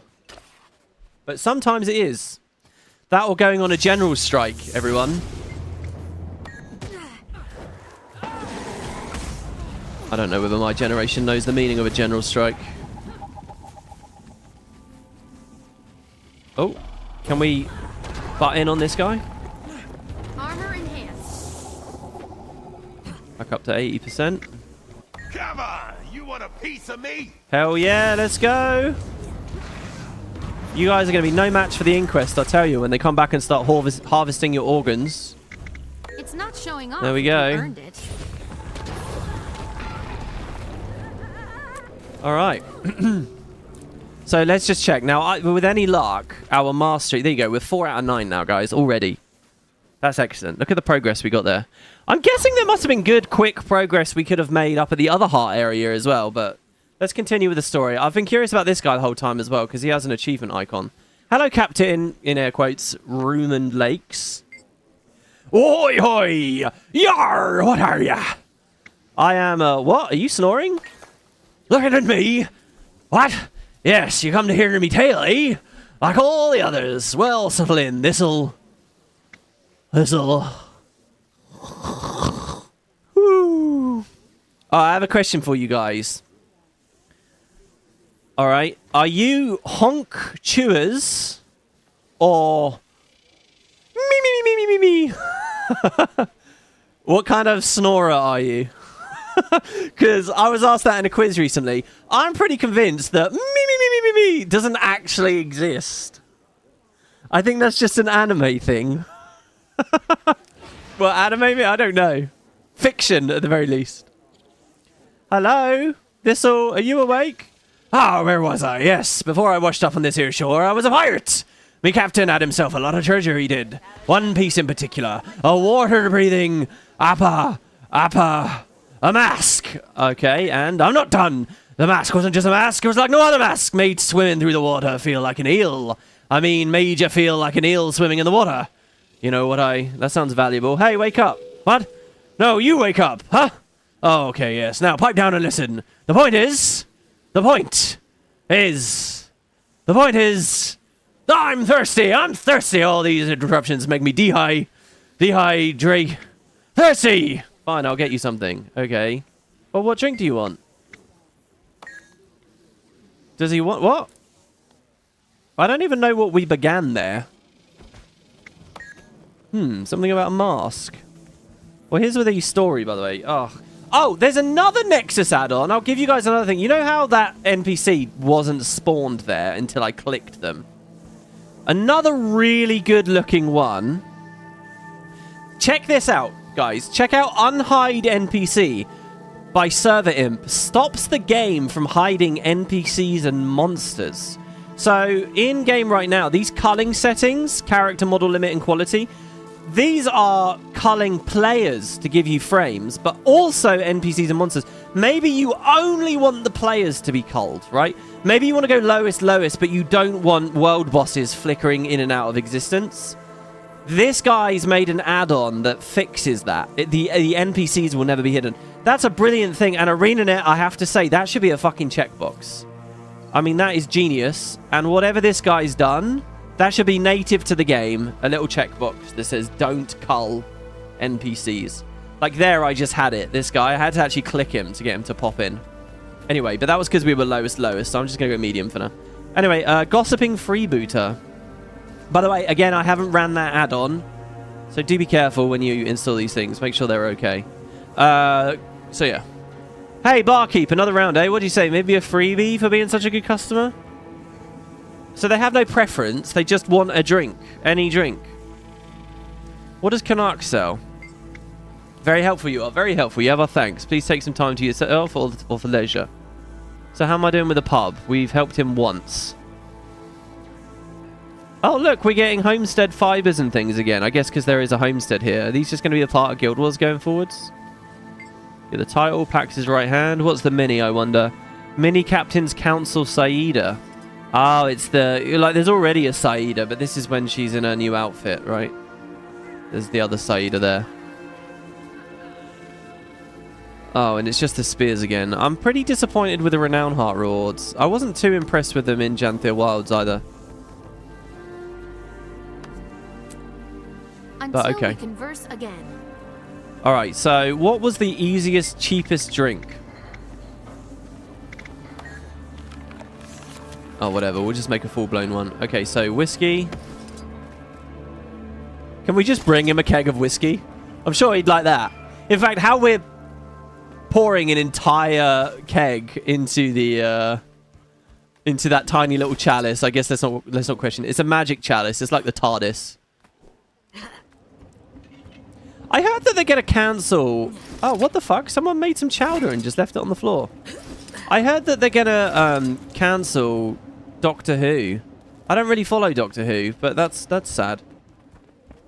Apparently they've had like 3 dud seasons in a row or something.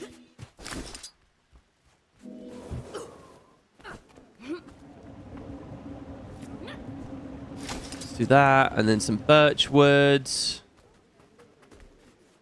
Oh God, we're gonna have to do this for the old pirate guy as well, actually. Hell of a lot of mixology. If I knew about this, I would have... Well, yeah, I would have done this. Well, it might not have progressed the achievement. Okay, I successfully made a drink. Here's some hard birch beer. Maybe a freebie? Yeah, go on then, have it. Oh, he wants grape shot grog. Oh. Okay, of course. Say, know anything about who's in charge of the Inquest here? Dunno, pal.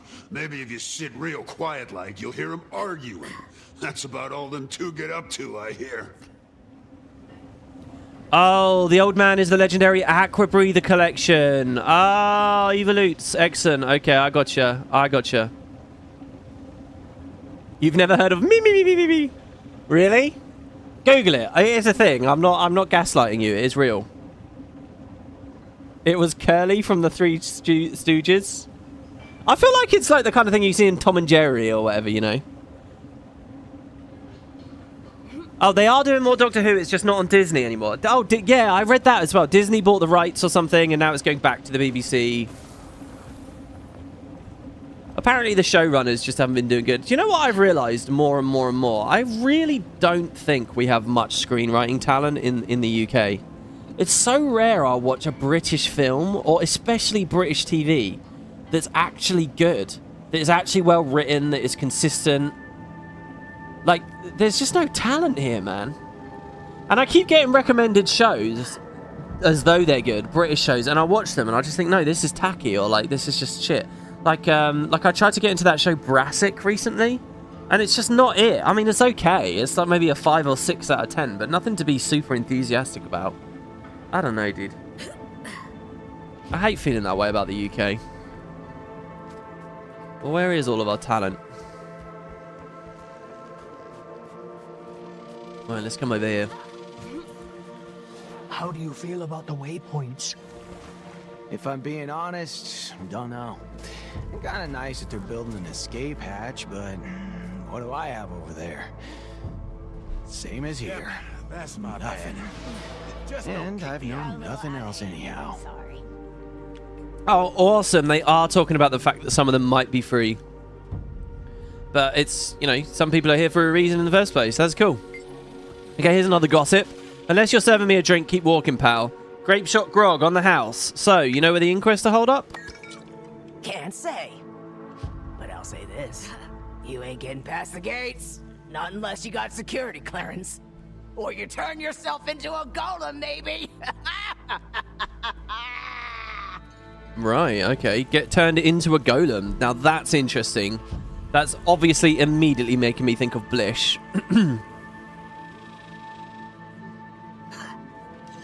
Is that what the Inquest is doing now? They've started actually putting people's consciousnesses into the golems. Holy fuck, are they putting it into the raptors? I bet they are!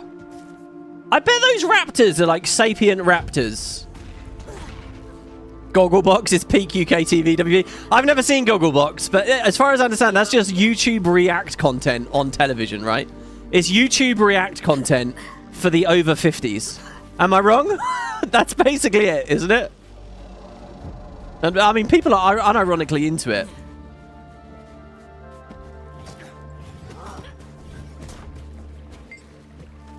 I think I'm just a snob. I think you know, don't study media, don't study film, don't watch too much stuff, all right? Because you will just, your tastes will just go completely off the rails. I should just be sitting there watching Gogglebox, shouldn't I? We didn't invite a stranger into our conversation. Oh, let's read her as a really sweet Sylvari, but being mean. We didn't invite a stranger to our conversation. Keep moving. Do strangers buy each other grog? Here, this one's on me. Oh, hey, my mistake, friend. We were just sharing thoughts about the gaggle of Asura that showed up. Inquest, they call themselves. The Inquest, you say? I wonder if we'll get more about their actual name. Heard anything about their security? Not really. It's all real whiz-bang tech. Seems like a lot of their stuff runs from fancy terminals, though, if that helps. Oh, God. No, don't say that, Banjo. People like Gogglebox, like we like UWP. Oh, no! Oh, you've made it clear that I'm making Gogglebox. This is Gogglebox. This is just long-form React content. Look, Gogglebox is the greatest TV show on UK TV. Honestly, guys, check it out. It's on UK TV Gold, Channel 4. I don't know what channel it's on. Check it out. It's really good. Honestly. We should all be proud of watching it and making it, and, you know. Well, there's just nothing like that that you can get anywhere else. I'm amazed it's cheap to make, to be honest. So there I was, minding my own business, and speaking of minding one's own business, what do you want? You look thirsty here. Oh, Inquest base of operations. You know anything? Come on, you have the same hair as me. Been in there. Been to the entrance. Heavily guarded. Big cavern down south behind a waterfall. So obvious. Oh, she's cool. I like her. That was a fucking awesome voice. She's me before I got a haircut. Yeah, I guess it's sort of anti-roleplay, me wandering around looking like an Inquest here, but screw it. Okay, that was good. She was very informative.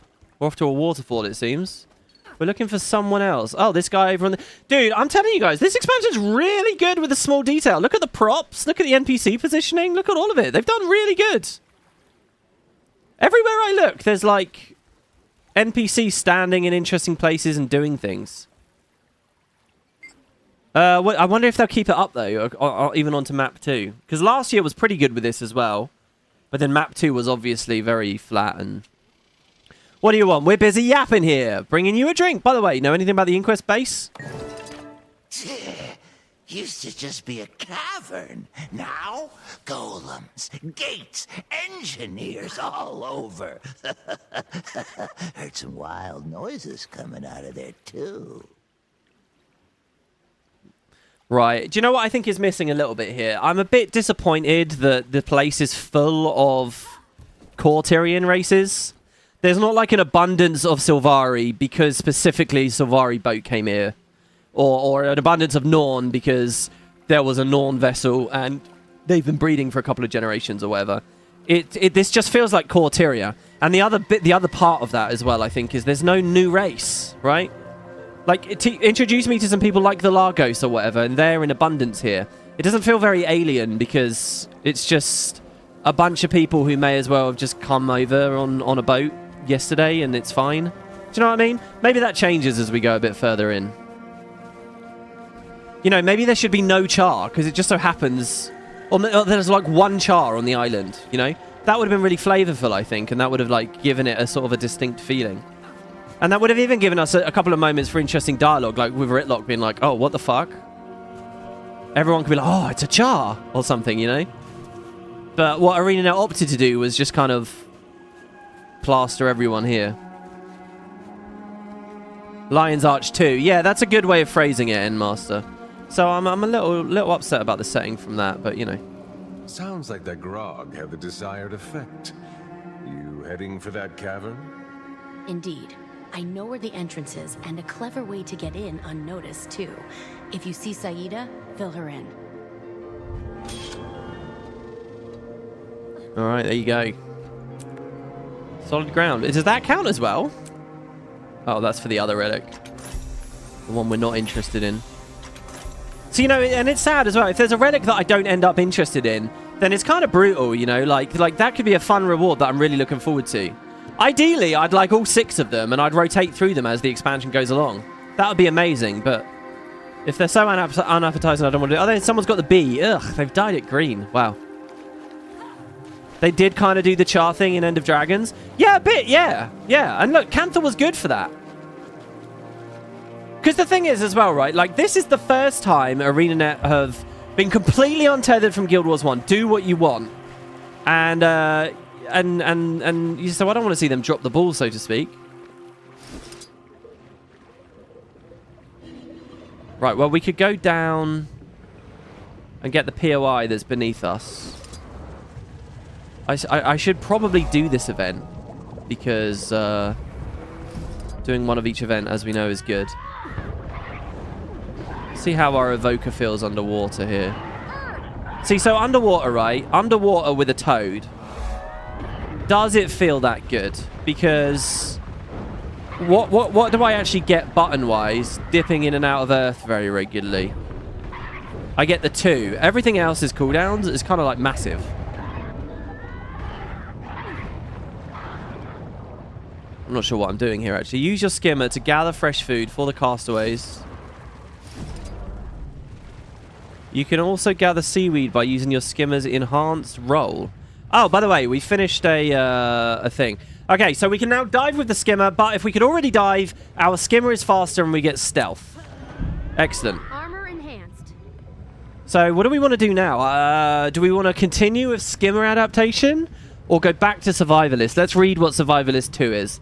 Resourcefulness. Learn how to survive off the hostile land and identify unique resources.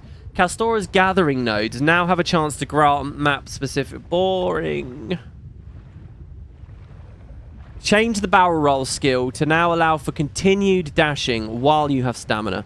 Also, you unlock the ability for your skimmer to detect threats and underwater treasure with aether location. It's got to be that. We got to do that. Okay. Right. I grab some seaweed.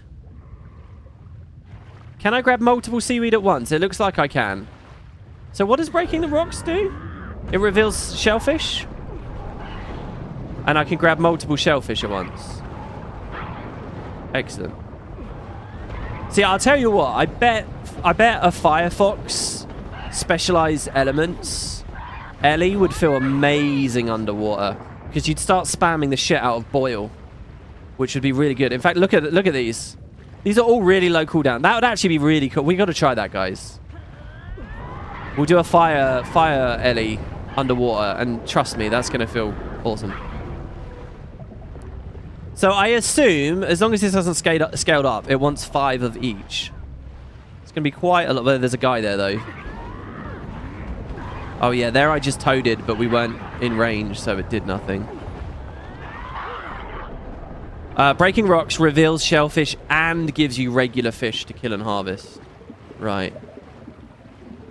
So what was it said that I can use my skimmer for? If I was on a skimmer, I'd be getting this as, like, for free? Or quicker somehow?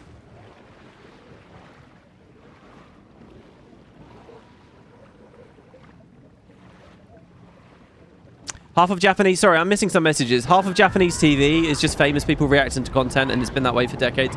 Yeah, I'm familiar with seeing that, you know, like react content, if you will. For years, you can watch Japanese shows and it's got someone's face in the corner, right? You know.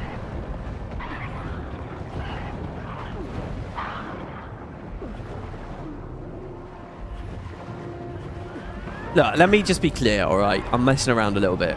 It's fine if people like Gogglebox, okay? I'm just saying it's not high art. That's all I'm saying. And there's nothing... Not everything has to be high art, all right? It really doesn't. So I'm fine with it. I would just like the UK to also have a lot of things like that I'm also proud of, you know. That's all I'm getting at.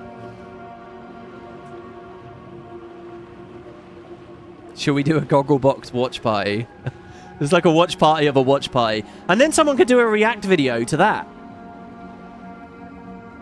Do you know what? I bet that's happened. I bet someone's daisy-chained that at some point over the history of modern streaming and so on in the past 10 years. That has definitely happened. People have memed by, like, just continuously reacting to reacting. I mean, definitely there's, like, TikToks that do shit like that, right? The duets, and then it's another duet, and then another duet, and then another duet. Right, I'm going to go cash in and see where we are here. Let's see what we've got. Oh, God. Okay, no, that's excellent. Look, we finished seaweed. Sorry, we finished shellfish. Okay, it wants just regular fish, too. So is that from fishing? It looks like it is. These are very, very strong-looking things. Now, let's see. In my inventory, I do indeed have one of every type of bait. So, let's go to End of Dragons. I didn't do this on either of the other Let's Plays, but I'm kind of into fishing at the moment. So, I'm going to have a look now at Castoran fish. It might be in another section. It is. And they never included it here. Okay. So where the hell is it? Here, maybe? Oh, I'm just going to type Castoran. There it is, yeah. Okay, Castoran Fisher. So the legendary is Nightcrawlers. At any time of the day. So I'm just going to fish with Nightcrawlers then. Screw it. That way, until we see the legendary, we know that we've got a useful bait. And now with that one little piece of information, we can feel comfortable fishing. See, I've kind of had a weird thing with fishing in Guild Wars since End of Dragons, where I haven't really engaged in fishing just naturally as I've been playing. And the reason for that is because I've never known quite what bait to do. And in the moment, it feels like quite a lot to go look it up, blah, blah, blah, blah, blah, blah, blah. But no, this time I'm going to put that energy in. I'm going to figure out what a good bait is. And now, just whenever I see a thing, we may as well just cast a line. Like, why not? And that's the way it should be, you know, I think anyway. There we go. We got a Castoran milkfish. Oh, we've already... Oh, well, there you go. Around here than ocean grass. I guess as long as we have this much, we should turn it in. Oh my god, I just contributed 15 fish. Never mind. So the ones underneath were fine. Forage all 3 seafood resources at each of the 3 use your skimmer events. So Breezy Key has a copy of this, and Glimmering Arches has a copy. I'm fine with that. I know it's a bit Janthia Sintry, where it's the same event over and over, but... Hull gardeners? It's almost not worth going for a dive in the ocean at this point. I'm already swimming in my own sweat. Lovely. I do love a sweaty lady. I hope I weirded someone out. Right. Let's go get this. Another hero challenge. WP, read your buff bar. I have 3 ethereal key charges used to open obscured chests. Disappears when leaving a map. Yeah, we saw that before. I don't really know. Oh, this is another new event. Mine diffusing. Oh, shit. We might be out of time. Oh, the Inquest are actually involved on this one. Use this skill to reveal hidden mines and begin diffusing. There's one. Yellow, blue, red. Ta-da! Yellow, blue, red. Is it the same every time? I like the little tick that I get, the little check mark. I command stone and soil. Armor enhanced. Observe the power of fire.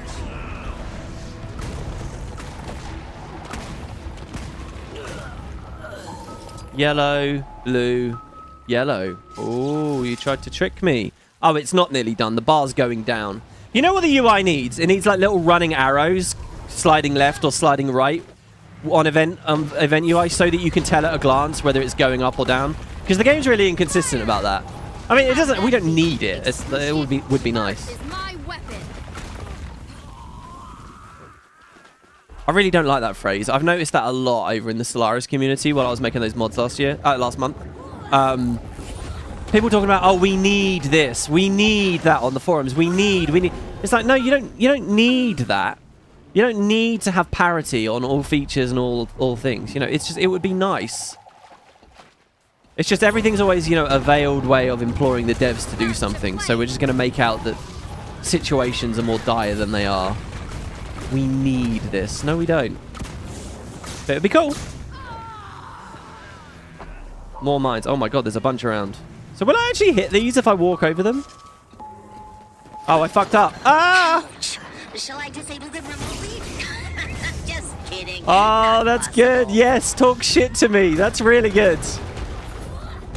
You don't even have to apologize. Let's have some mean characters. Yes. That was awesome. I like her. Stone and soil. Rage at maximum.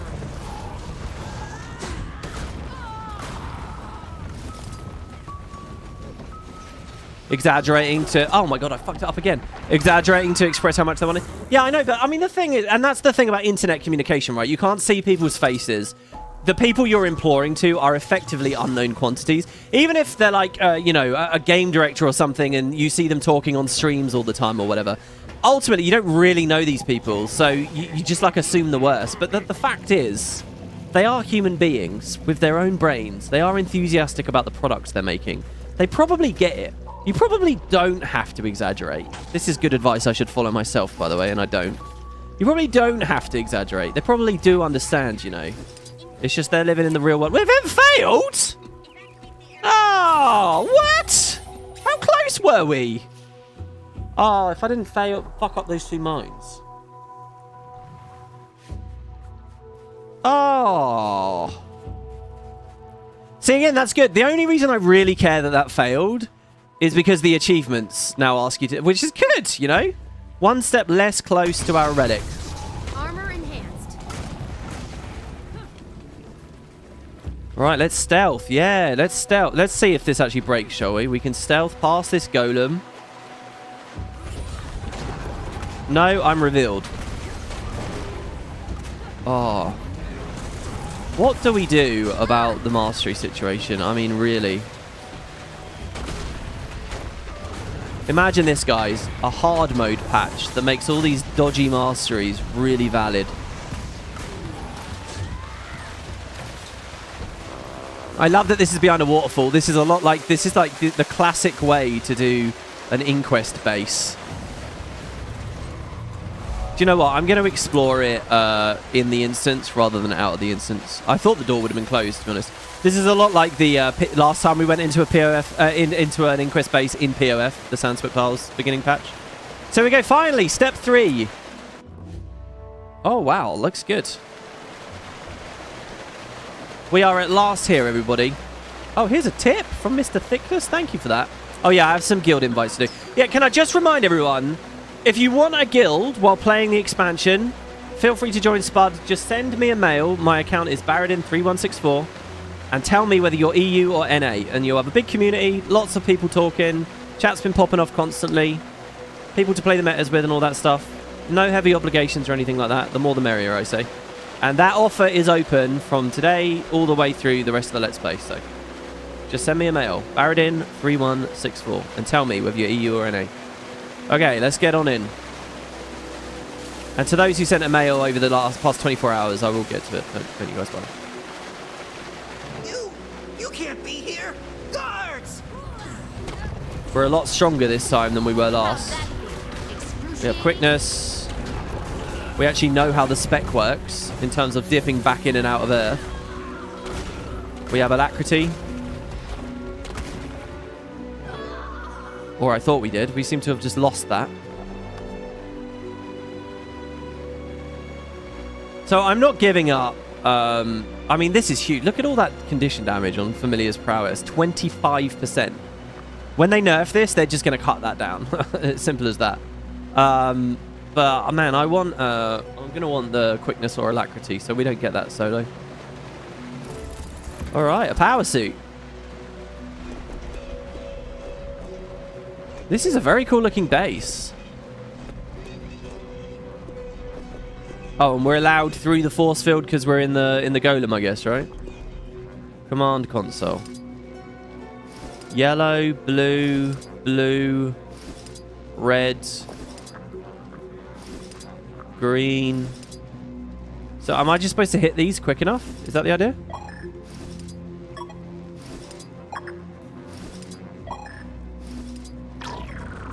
I think, yeah, that was a different sort of format. Hack the Inquest terminals without making a mistake. Flawless hacker. Well, I just did that one, I think. So keep calm. Hello. Inquest Void Emulation Specialist. Void Emulation. They're studying the Void. Oh, Arenanet. Yes. Prime target for storytelling. Let's expand on the Void, because you know it doesn't look very good all on its own in EOD. Let's get some more info. This is kind of an EOD epilogue if there's big Void stuff. That's what the Inquest are interested in? Void? Castora has some connection to Void? It's a natural fit. It's always been a natural fit. After the whole Thormanova stuff. And the Crucible of Eternity. Alright, let's do this next one. I'm scared I'm going to mess up now. Now I feel like there's stakes. Here we go. Blue. Yellow. Yellow. Yellow. Yellow. Alright.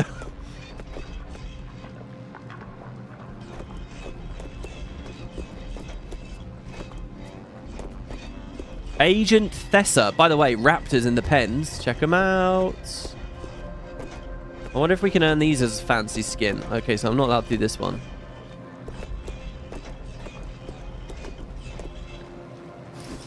Red. I'm not pressing it. I was scared too for some reason.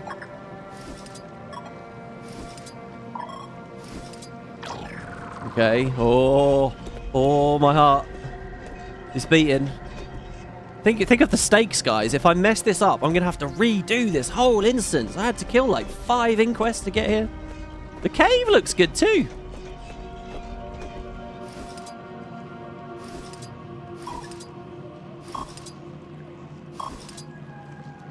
Oh, I haven't had to do a 4 yet. That was a different button. I'd been waiting for it. Here we go. This is the last one.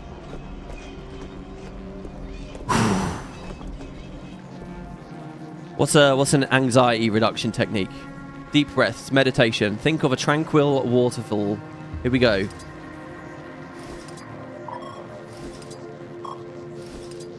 Oh, I almost fucked that up. I almost pressed 3. Yes! Friend foe recognition system corrupted. Oh, sick. Multiple targets acquired. Weapons free. Only one? I'm certain I hacked several units. That's true. Observe the 2 high-ranking Inquests as they enter the facility. Oh, I can see on the minimap there's a dot moving. I doubt he wants you dealing with this personally, Seb. Let your underlings handle it. Delegate. Fearful of getting dirt under your claws, Cuda? I prefer a hands-on approach. There she is. Besides, this is an opportunity to assess the effectiveness of my experiments. This is a waste of our time. We have subordinates for a reason. Okay, fuck. Please don't. Please let me wait. Please don't keep going. There's too much I want to talk about. Golem. Fuck. Subordinate. Let's indulge the Overseer with a bit of delegation. Open the animal pens. Okay. First of all, I'm really excited about this. Okay, so Cuda is making her reveal immediately. I was a little bit worried that the story was going to save her for like a big final beat or something. Which, I don't know, I feel like for most players would have been fine, because who remembers Cuda? If you're a normal human being, you're not going to remember Cuda, right? But for the Lorehounds, it's kind of expected she was going to be here. But no, they've just sort of like thrown her in nice and early on. I'm actually really happy with that. Second, Seb is a really interesting character. They're separate, and it seems like there's a bit of friction between them, which I like as well. Now, also, though, what was the title of the leader of the Inquest? Was it Overseer? No, it just says she's high-ranking. So I'm really happy with that as well. I liked the idea that there was a mysterious, strange character at the very top. The idea it was just Cuda, again, would have felt a bit small to me and a bit, I don't know, like it shrinks the organization. But no, actually, that person's still off screen. So, like 10 out of 10, every decision they made here, I actually I'm not saying that they're objectively right decisions, but I'm a fan of them. That's cool. Also, they were mean to me there. Right, here we go. Damn, I'm not a normal human being. Listen, guys, I got news for you all. I'm sorry to reveal this. If you're watching my content, you're not a normal Guild Wars 2 player, all right? The normal ones aren't doing this. They're just playing, looking at the shinies, and then they're out again for the next WoW expansion or whatever. All right, if you're here, just accept it. All right, get out there. Go Raptors. Oh, look at how big and chunky they are. Yes. Very good. I've always said girth is more important. Look at it. Seriously, though. Satisfied your puerile need to make things go boom today, Seb? Let's get to the mission at hand. You think to order me, Overseer? The director. I answer solely to the director, and I will see his bidding done. This is cool. By putting high priority objectives on hold to deal with every minor incident. By not stopping to explain my every move to the meek commander of an obsolete crew. Obsolete? Agent Thessa is ready. Find me after you have your procurement team in order. And your composure. Good, look. No need to wait, Cuda. I don't tolerate unnecessary delays. My team is ready. Lead the way, Agent. Oh, the backbiting and envy. Principal Biomancer. Move out, Oh, there you team. go. There is a Biomancer. He's the Biomancer. Oh, where is this going? Very good. Oh, I just... Golem target identification systems corrupted. Override failed. Recommend physical decommissioning. Ah, the file corruption was slow to proliferate. I knew it. Oh, overheating. Time to go. Oh, and we got to break some golems here as we do so. I just had my first little moment where I thought to myself, fuck, I hope the story's long enough. Like, I want to see these two fight and bicker. I want to see their relationship deteriorate. I want to see that they find common ground sometimes. And I want to see, ultimately, who gets over on who. I really do. But if the mini-X back isn't long enough, we're not going to get any of that. So I had my first little moment there of being like, oh, I hope. I will trust, though, because Anka is one of my favorite characters that they've written recently. And that, again, was, you know, nasty little Asura types. All right, golems destroyed. The only thing that seems a little bit here is it's quite lucky, isn't it, that after 15 years of the commander poking around these labs and doing stuff, we never heard any reference at all to the actual leader of the Inquest, and now, oh, it just happened to happen. But I suppose eventually it was going to happen.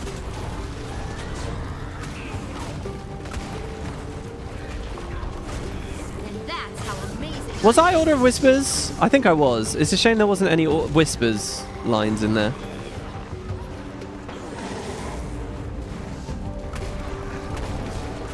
After this instance, we're going to change our build, guys. I'm having fun with this, but there's lots more to have fun with, so we will see. We'll see what we can do. Rage at maximum. I think we'll do spear and hair. Armor enhanced. I think that'll be quite fun. I don't really remember what I get in air attunement in spear. Hopefully some juicy stuff to spam.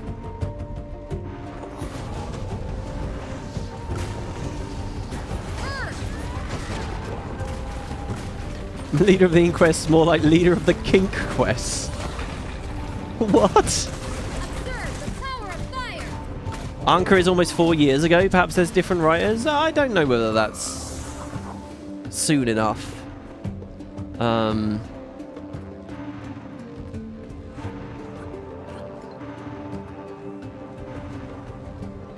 don't know. Speculating about that stuff is always dicey as hell, right? Like, who are we to know any of that stuff, really? The 2 and the 4 are good for spamming. Okay, that's good. Okay, fill Saida in on the Inquest, on the details we got at the Inquest facility. Now, here's another thing. Clear out the Inquest facility of all enemies before you depart. I'm glad I looked at that before I clicked leave the instance. But maybe I've already screwed myself out of it because I crossed the threshold. Let's have a look, shall we?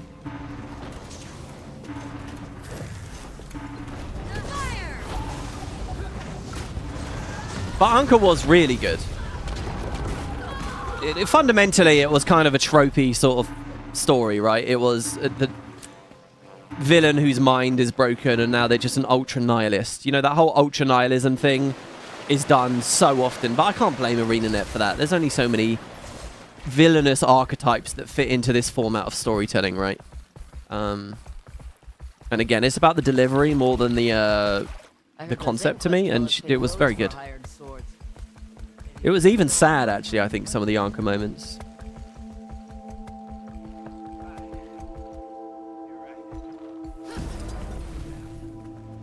She had just such a dejected, dispassionate, fucking, like, psycho energy about her. Really good delivery. All right, Saida. Back already? Indeed. Just heard from Canach that you tracked the Inquest out here. You okay? Looking a little flushed. My hacking resulted in some unwanted heat. More importantly, I recognized Cuda, arguing with someone named Seb. So this Seb is running the show? Not sure. He mentioned reporting to a director before setting his experimental creatures loose. They're heading somewhere north of their base with a procurement team. What the hell are they up to? Think it's cleared out enough to follow them? Only one way to find out. This is perfect. This is perfect. We've seen Cuda come in. We've seen Seb. And we still have the mystery of who's the director. Well, and I think that's what I like so much about it, because I want to indulge in that mystery. And the thought that it was already resolved because it was going to be Seb or because it was going to be her. That would have disappointed me. But no, it's neither. I still get to spend the expansion wondering about that. And that's because that's the magic of the Inquest to me. And I haven't lost that. I really like the decision they made there. Also, by the way, so my little prediction right now is that the director is a computer or is a golem or something. Commander, hey, Westergaard.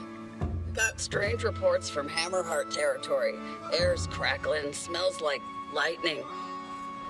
Saida here gave me her communicator. It insists you'd help, so help. Thanks. I like her. Okay, so the meta is starting. They actually messaged me across the map, but I'm totally down for that. I'm fine with that. The Twisting Hollows. It's over there. It's the last-ish area that we haven't seen. Let's go. I'm going to do it, guys. I'm going to the Twisting Hollows. And we're going to see the meta. If anyone would like to play it with me, you're more than welcome. Jumping. Jess would make a deal with darkness to get us all under her thumb. And Jimmy will do whatever she says, long as it involves explosions. Careful. Those two have way more ambition than brains. I'm telling you, look, people discovered LFG. All right, either mini-X packs are working and this game is growing, or people have discovered LFG, or a bit of both. I'm telling you guys, even at expansion launches, we weren't seeing this. Or they figured rewards out better. Also, look at this. So anyway, I've created another one. So if you guys want to squad join on me, you want to do the meta with me? I've got 60 seconds, so we can't really smell the roses, I'm afraid. Yeah, just type /squad join LYS. That's it in your chat. Oh, I'm playing on EU at the moment. Apologies to my NA friends. It's EU for the lower ping, and because I'm raiding on EU at the moment, so... You think it's both? You never saw that in Janthia Wilds? Yeah, and that was only 12 months ago. Wow, look at this place. The Hammerheart Battery. Whoa. Ooh, it's about to start a meta, everyone. Should we blow up our PC? Let's do it. Turn off effect LOD.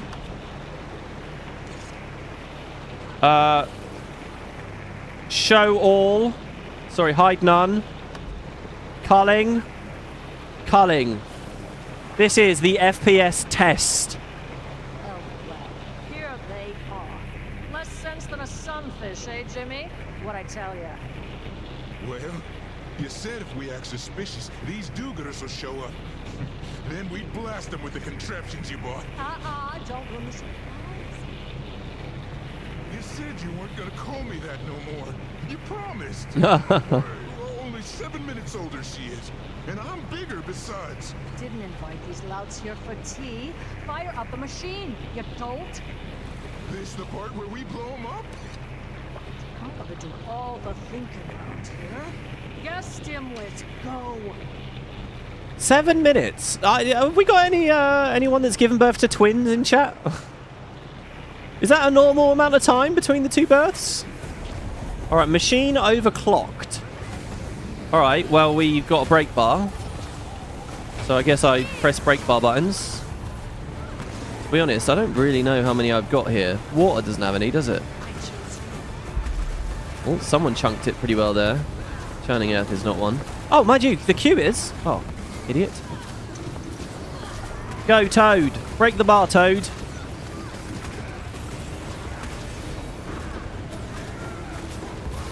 Alright, we broke it. The Hammerheart twins. The machine will overload in 12 minutes. Oh my god. What? You are charged with negative magnetic energy. Teleport. Oh, feels a little bit like Whisper of Jormag or whatever, doesn't it? Oh, fuck. Okay, big shockwave. Also feels a bit like that Scrapper boss in EOD. Oh my god, the music is going for it, eh?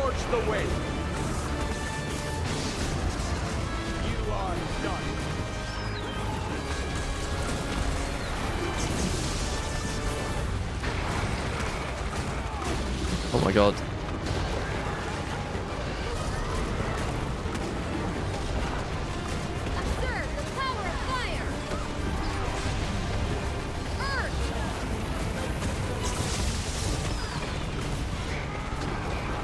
Just trying my best to see if there's other mechanics or things to interact with. I can see that this says conduit on it, but I can't press F on it. I carry the wind.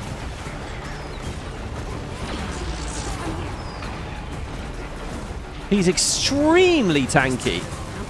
Surely we just don't grind against him for 10 minutes.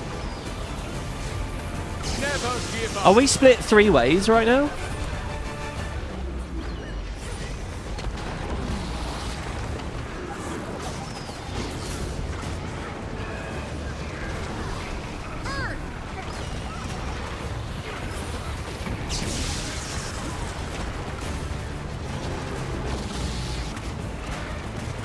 I don't really know if I ever want to go into water. I think I do.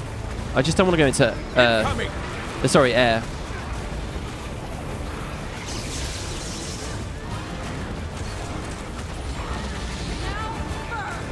I chose you. We're doing a lot of protection and a lot of days. I can't say we're doing much else. Oh, I love that bit of the song.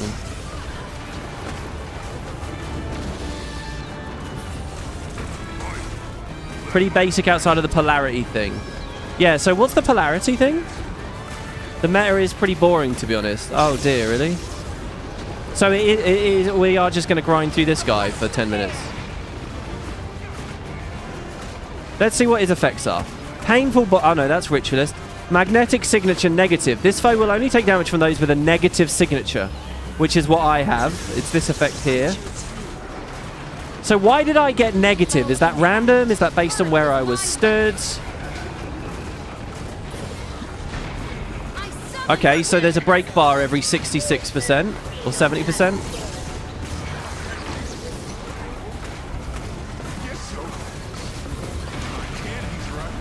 Go Toad, yeah!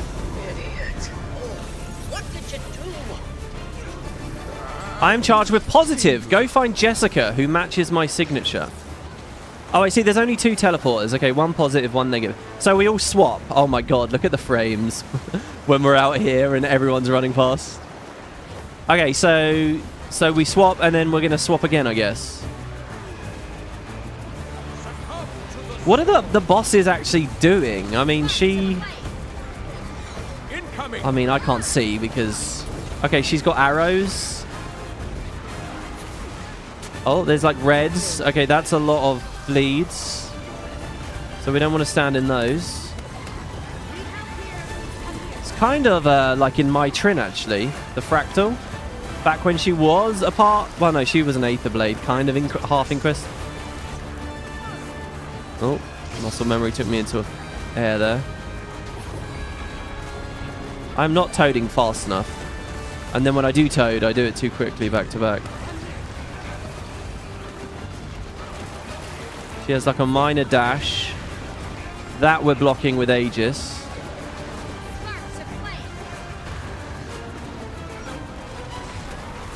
I say this every year, every expansion, I'll say it again. All I'm looking for from a meta event is not difficulty necessarily, I'm looking for spectacle.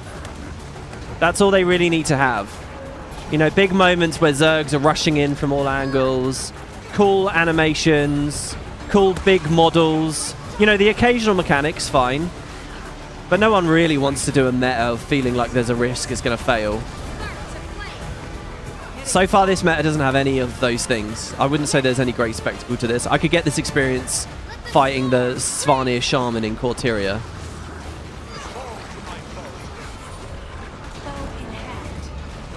And unlike last year with the Titans, in which it was like, well, okay, they might reuse these in fun ways because we know there's going to be a raid with the Titans. We know that there's convergences and stuff. We don't have that guarantee this year, right? I mean, this could potentially be it. I'm not feeling too hot on this one right now. But we haven't beaten it. I mean, Christ. Another 6 minutes to go. In fact, are we not actually going to fail this? Oh, shit. I got nuked there. Oh, my God. My frames. Oh, the frames. Oh, it's cooking. It's cooking. Come on. There we go. No, I'm giving you guys that 2012 experience here. Look at this. Oh, yeah. It's okay, guys. I don't see frame rates, so I'm just enjoying all the visuals. Look at that. Did you just see that Ranger use Sikkim? I did. Well, I heard it, really. Oh, we collected all bullets there. All right, break the bar. Go. Titans with the second map. First map had the Bog Queen. Well, and the Bog Queen wasn't even a formal meta, really, right? In the way that we... I think now, in terms of rewards and stuff, it is. So we swap again. I think we failed this, haven't we? I don't see how we have time to do this twice more. We started with 12 minutes. And I immediately feel bad because I'm doing no damage. Is there anything else for me to interact with? I'm looking at chat here. And let's be honest, this single event is more like a world boss than a full meta. That's true, actually, yeah. There were no pre-events. There were no pre-events. I think the community doesn't really distinguish between metas and world bosses in a lot of ways. But you're right to identify that. I think you have pointed something out there.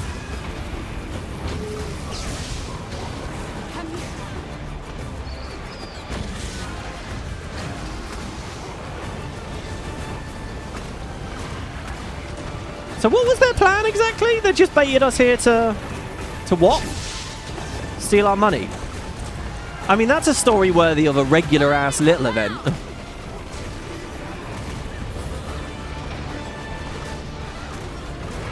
But, you know, the Bog Queen thing might be worth pointing out that this is better than Janthir Wilds. It's not better than the key, though. The key event, with the unlocking the Wizard's Tower, was an excellent meta, and indeed a full-blown meta.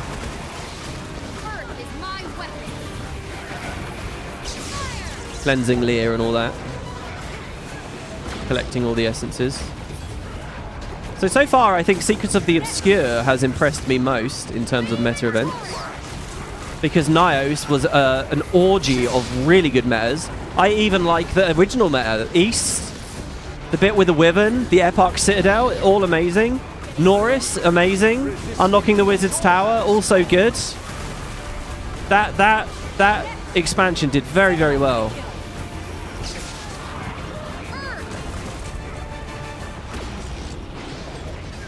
You are done. 3 minutes.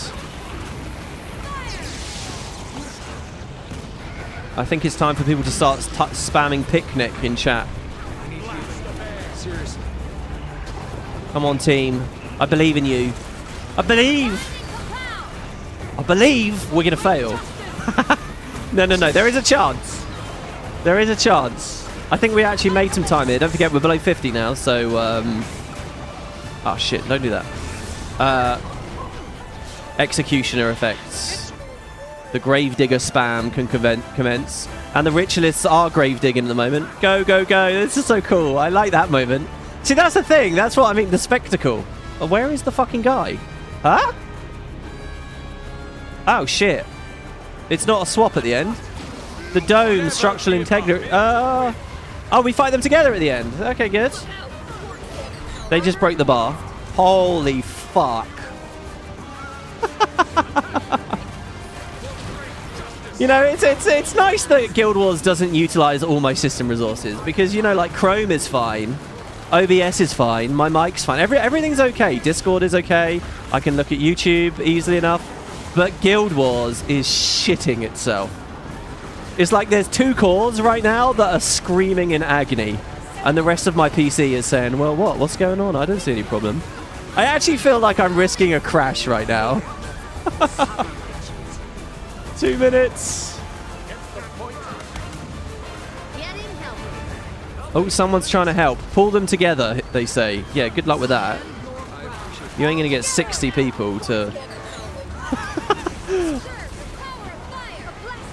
Bog Queen has some foreshadowing. With some pre-event. Really contrasts with all the happy vibe of that location. Uses Warclaw. Doesn't have a bazillion health. I think you've convinced me, actually. Yeah, no, you're right. You're right. Bog Queen is probably better than this. This is just great. This is just like... the Aether Blade meta in Saitong, I would say. And maybe that's deliberate, I mean. I think we're going to make it, guys. 1 minute. Yeah, move them together. Holy fuck. I like how the animation of me getting a mail, at least, seemed to animate at a reasonable frame rate. This is why my character model limit is always lowest or low. No, you must ultra all settings all the time. It's a 2012 game, and I have a new PC, so all ultra should be allowed. What's so complicated about that? This is the dev's fault. This isn't my fault.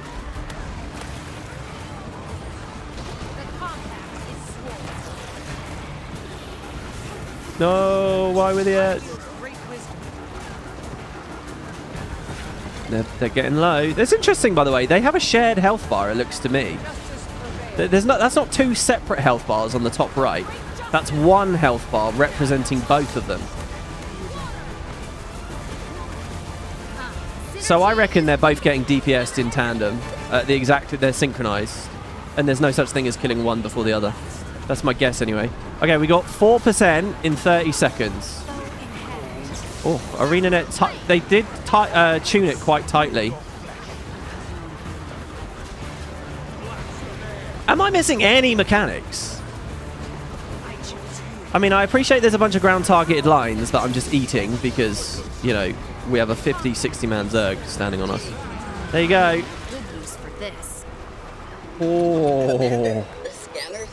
Or, you know when you've been doing a real workout, right? You've really been pushing on a treadmill or a bike or whatever, and finally it's over and you feel you're catching back up, right? That's what my PC's doing right now with the frames slowly coming back up. It's like the tension is just suddenly released.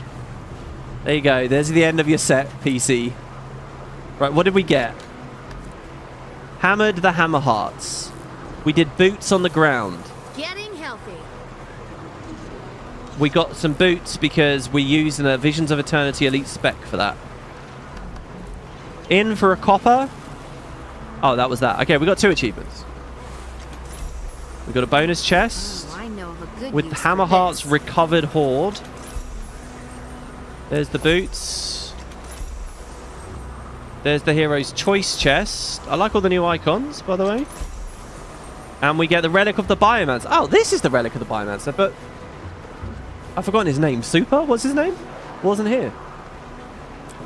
Statistically speaking, that's our first relic, and I'm not using it. It's one of the boring ones. Sorry. All right. Attack my target. Medium. Medium. Effect LOD, by the way, does have a frame impact and a fairly considerable one. And then hide all effects. There you go. Even with that, I'm at 19 FPS. Oh, man. If I had an X3D processor and all that, right, would I seriously be at 40 FPS there? That's pretty epic. If you can genuinely... For what you just watched there, with me wandering around at like 5 FPS, you can go all the way up to 40 on current-gen systems. That is a big improvement. The issue, though, is 40 is still too low for me to really be comfortable and leave it that high. I mean, if I could get 60 on medium. Oh, I don't have the money, though. I don't. We have to wait till next gen. Anyway, so the hero's choice chest. Let's have a look here. Consumables come down here. What can I pick? 25 sap, 25 stones, or a resin box. So in the recent expansions, it's usually been a mistake to buy those boxes because they're really cheap. See, that's only 65 silver. I would rather just buy those straight up, so I'm not going to take that. I'll take currency. The question is, which currency do we care about? I have neither. I have 3 sap and 0 stones, so I'll take the stones, I guess. I don't know.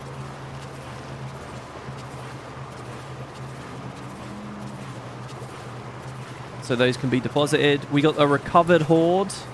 I wish I'd previewed that to see what comes out of it. My bad. And then a Castoran Cache of Riches, the new champ bag there. Okay. There's a well-worn storybook here. Captain Leo, the Relentless, and the Kitty Crew. Table of contents. Author's note and chapter 1. Meow. Oh my god, I only have 30 seconds to read this. Is it going to kick me out in 30 seconds? Is there anything else to interact with? That guy is like bugged to hell, by the way. What is that? Weave self? Oh no, I don't know what he's done. Author's note. I have a tale to tell you, dear reader, of the greatest captain to never sail the mighty seas of Catstora. In the... Oh god. Oh god. Wait, let's just see if we get TP'd here. Oh no, we don't. In this book, you'll learn about the captain's kitty crew, and maybe even how to find them. But tread carefully, they are the most scratch-throat band of land-loving varmints this side of the unending ocean. Chapter 1, Meow. It all started when Leo, gazing fatefully east across the impossible vastness of the sea, said to himself, Meow. He was a creature of brevity, it's true, but I think what he meant by this was, I will assemble a crew of the most scratch-throat band of land-loving varmints this side of the unending ocean. I love the excessive repetition here, just like you get in real children books. Together, we will sail to our legendary ancestral home of Tyria. Oh, Tyria. Where the rain is dry and the milk flows in rivers of frothy white. And so on. To begin filling out his crew, he wisely decided that he first would need a cabin boy to serve his treats and fluff his blankets on the long journey eastward. Skippy loves treats and blankets, thought Leo. As do I. Likely he is basking in the red-leafed shade of the soaring sands. Meow, he said determinedly. And so the journey of Captain Leo the Relentless began. So we go find that guy and we get chapter 2, I guess. This is cool. This is going to be a bit like that animal heist quest from last year, right? Which sadly was not continued in the post-release updates, but you never know. Why am I still in combat?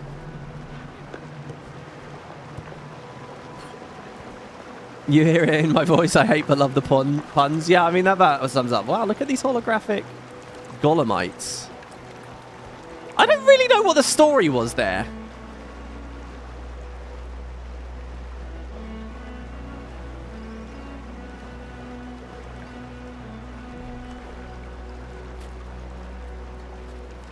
Right, well. There we have it. Okay, so we're in a new area of the map because we kind of rushed here. There is a hero challenge really close by. I think I want it. In fact, no, I don't think. I know I want it. All right, I'm closing the squad down. Oh my god, look, this guy's in a Choya tonic. Hey! Oh, it's Jones. Where the fuck did you get that? Oh my god, look at their eyes. Dude. Oh my god, and this guy has Eternal Forge Master. I'll tell you what, guys. I'm pretty on top of, like, most objectives in the game now. But Obsidian Armor? Holy shit, it's so grindy. Even doing, like, really min-maxed rift spams and stuff, you know, like... I'm still... After having done a convergence of the day and all that, I'm still... Oh, wait. We're not meant to be doing this. I'm still so behind on Obsidian Armor. The idea of getting all of the Obsidian Armor... That shit's brutal, man. I don't know what you guys are doing to get it. You must have very high tolerance for grind. Or I just don't know the right methods. Right, how would we get up there if we only have a skimmer? Cool, I've got real blue balls leaving that because that was a Vista and a POI and a hero challenge. Well, there's this little town here. This place is interesting. Hey, a termite. I haven't seen these for a while. Oh shit, someone's shooting me from a long way away. Freebooter duelist. Okay, so the freebooters are kind of an antagonistic faction. There's the power. By the way, this whole time we've been Firework Relic when we totally could have been Fractal. Oh yeah, we were going to change the build, weren't we? Alright, we'll do that in a second. Guys, I will get this hero challenge, I will explore this area, and then we're going to change the build. Alright?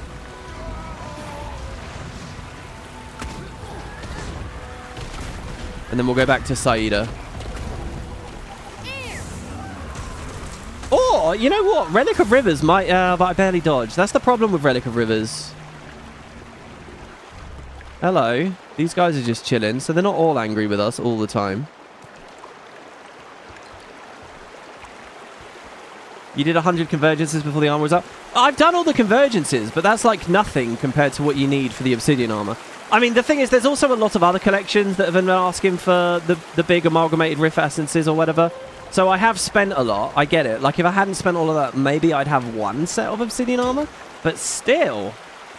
Oh, God. Look, these guys are straight-up pirates using the Sword 4. But then again, it's only doing bleed, not torment. So it doesn't hurt as much as it usually would.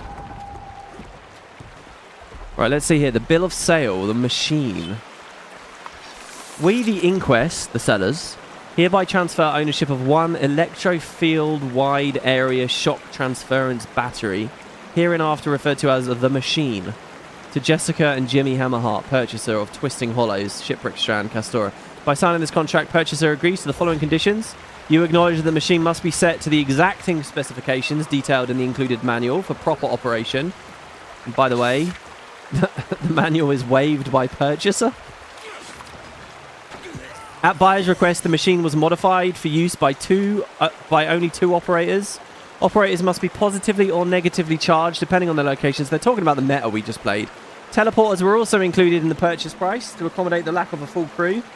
Purchaser has released seller from any liability for aforementioned modifications, as well as a purchaser's disinterest in safety warnings, power scale and range limits, optimal operating parameters, negative effects on humidity, temperature elevation, and so on and so on. That's my blood. There's the In power. return, purchaser has provided access to the Twisting Hollows cavern system. So the Inquest bought access to the caverns. A company of experienced freebooters were purchased as well, with an undisclosed sum of gold, and agreed to blow some whole gardeners apart. Boom. What use do they have for money here? I would have thought they'd all just be bartering. They're not connected to any broader Tyrian economy. But okay.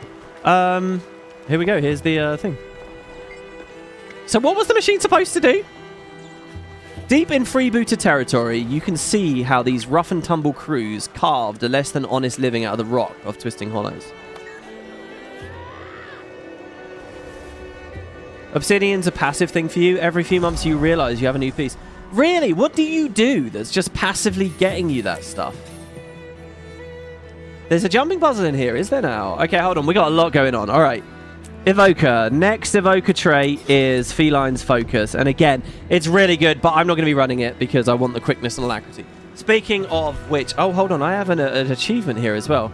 Keep Cash and their crew alive during the entire siege of the freebooters. Oh, shit. There's something going on. This?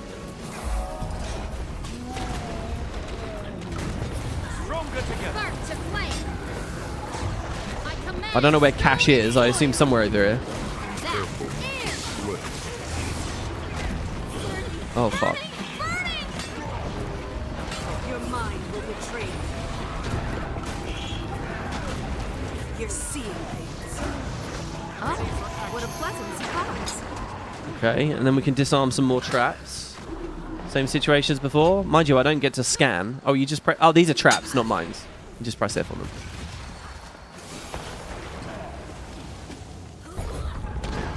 Oh, did you guys see that retarget mid-jump? I fucking love that game setting.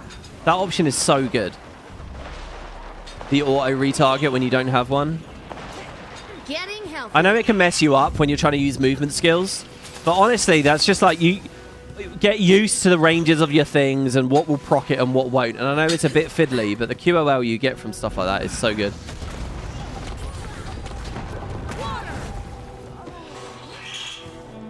Oh shit. Ow. I ate the trap. Sorry. Mind you, I only hurt myself. You only have yourself to blame. Rifts when you pass them, zone metas here and there, map clears on alts from time to time. You've never explicitly farmed them, and you've made about 4 pieces. Whenever you have daily or weeklies to complete events, you check if there's any rifts that count, and you do rifts. It feels like that progress must be so slow. Like, I've done farms where I'm doing rifts back to back to back to back to back, and it still feels like I don't make a dent in it. Plunder whatever your heart desires, and take it back to the outpost as proof of our victory. Okay. Except for Elda's bracelet. That's mine. Well, there you go. I helped the castaway crew. Statistically speaking, this is rather rare. Right. Okay, we did. The only thing we're missing... Well, we're actually missing a shit ton of stuff. The Vista, the POIs. I mean, I'm in no rush for that stuff. The only stuff I'm in a rush for are the hero points. Speaking of which, there's 3 of them down here. Wow. And that's where our story wants us to go. So let's go have a look. Let's see if we can leave these caves and head out to the south. Unless I can find the jumping puzzle. Now, my guess would be that the jumping puzzle is like on that bridge high up there. Maybe in that doorway. I'm very curious about these jumping puzzles because I have to be honest, we had one at Barvanisos 3 months ago, and it wasn't really that exciting. I was not that thrilled by that one. I got the impression that the community quite liked it, but... Oh, no, that's definitely not it. That's a closed door. Observe the power of fire.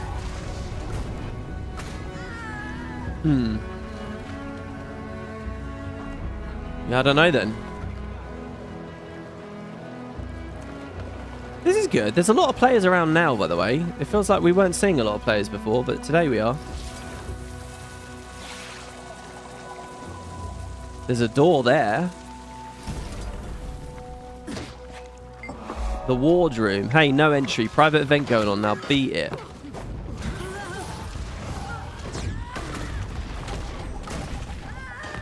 Well, we appear to be able to climb up here, maybe.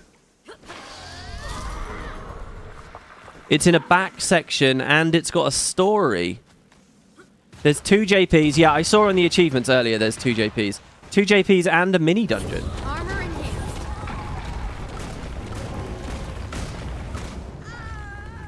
I'm going to miss this. I genuinely... The thing is as well, as soon as we get that Pirate Queen relic, this build's going to be really good. Every toad will be a lot of quickness. This whole build is going to be really fun as soon as we get that. But we're about to swap off and have quickness anyway. But maybe that's good, because then we can swap back later. So if I'm on a skimmer, I assume it's trivial to make this jump. Yeah.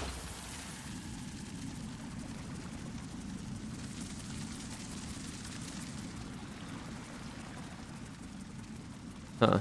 So now we're going back down here. Or maybe we stay up high and go through here. Oh, look at the caves. They just go on and on. It's quite good. Oh, look. Bunch of Inquest labby stuff. Inquest Intelligent Intel.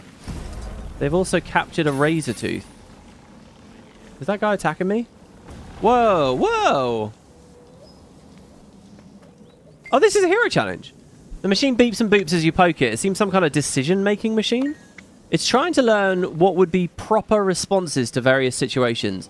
There's plenty of room to meddle by feeding it wacky answers. I do enjoy meddling with the Inquest.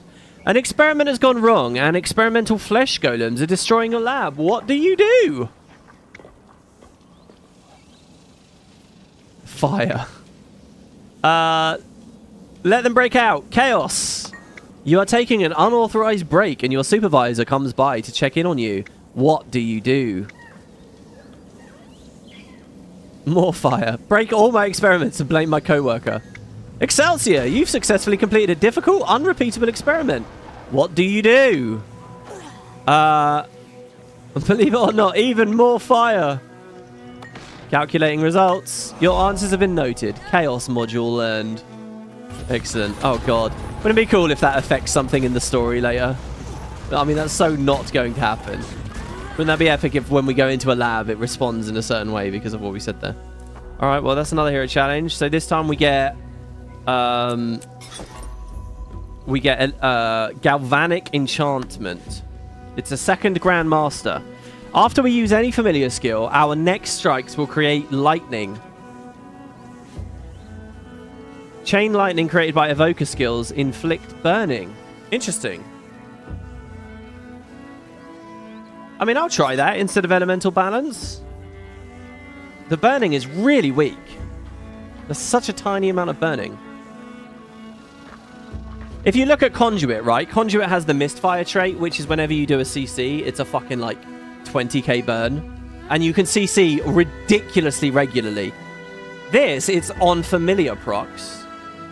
And remember, we're not specialized elements, so we don't get to spam familiars that much. And it's only 900 burning damage. Oh, but mind you, it says your next few strikes create lightning. And maybe the lightning bounces and it's multiple strikes. So maybe it's actually... Okay, so it's 2 lightning and the lightning can bounce 3 times. So potentially you get 6 burn off of this onto one target. If everything worked out with the cleave. Still, I don't know. Anyway, right, let's swap. So I'm thinking, guys, of just setting up another template. We'll leave this one as it is. Let's do this one. So, the question is, guys. All right, chat. I'm gonna put a poll up for you all. Hare or fox? Go. Get your votes in, please. I will pick whatever you guys pick. Hare or fox. And in the meantime, I'm going to stay with the meditation trait. I'm going to take the quickness trait. And we're going to take galvanic enchantment. We're going to put that meditation on. We're going to put that meditation on. I guess we'll keep role playing with these. Actually, I'm gonna keep a stun break here. What else was I using just now? I could have put Signet on for sure.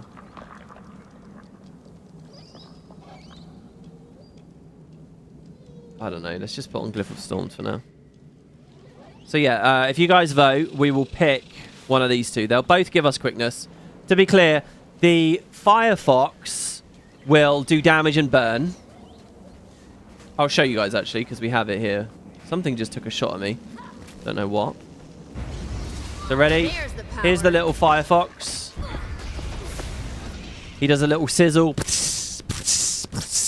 And then his big one. My UI appears to have bugged. Why does it say I'm empowered already when I'm not empowered? Here's the big one. It's just a bigger hit, basically. He TP's in. Boom. Big explosion. So that's the Fox. You know, Hammer is really nice here, because I get to charge things quick. And then the Hare... I think the Hare was the ground targeted one. What is that effect? What is that thing rolling by? The Hare does a little zap. Passively gives us ferocity when we have Fury up, which hopefully we will always have up. And then I think it's like a little lightning storm or something. We need an enemy. There you go. We use it on that rat. So you guys have voted. Oh, it's very close. It's nearly 50-50. It does what? Yes, exactly. WB, have you dived yet? Very briefly in the last part. Not yet today. Water is GT. What does GT mean? Goated? Yeah, I want to do the water one for sure. In fact, in that meta event, it would have been kind of cool to be otter water healing, but... Alright, okay, look. Hair is 52%. It keeps shifting slightly, but I guess we'll go hair. Okay, so we'll do hair. Now we're going to do spear for our weapon. And we already have one, the gold fractal harpoon. And we'll just see how this feels, I guess. I don't really remember very well. I remember 3 is in power and 5 is the big glyph. We're going to have a lot of visual noise here. Rage at maximum.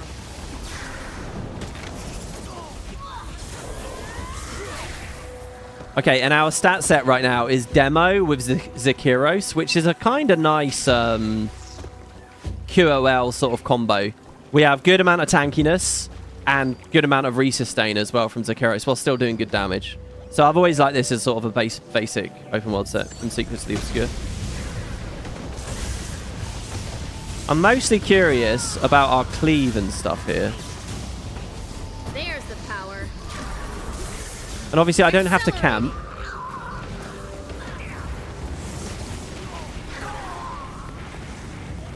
Jesus Christ, the visuals. And that's with Bloom off. The purpose of the various experiments happening at this outpost aren't entirely clear, but it's a safe bet that the Inquest are up to no good.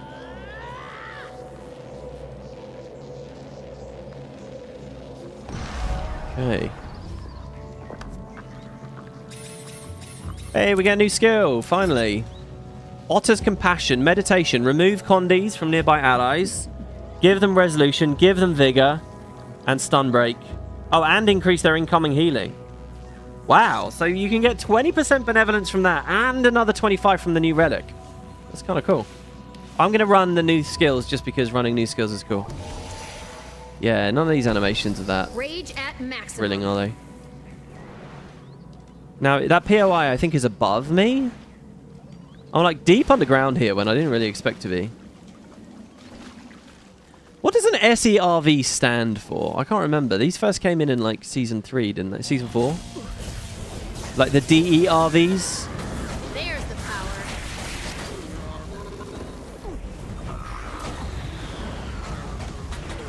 I don't know what I should do on Spear. Should I stick about?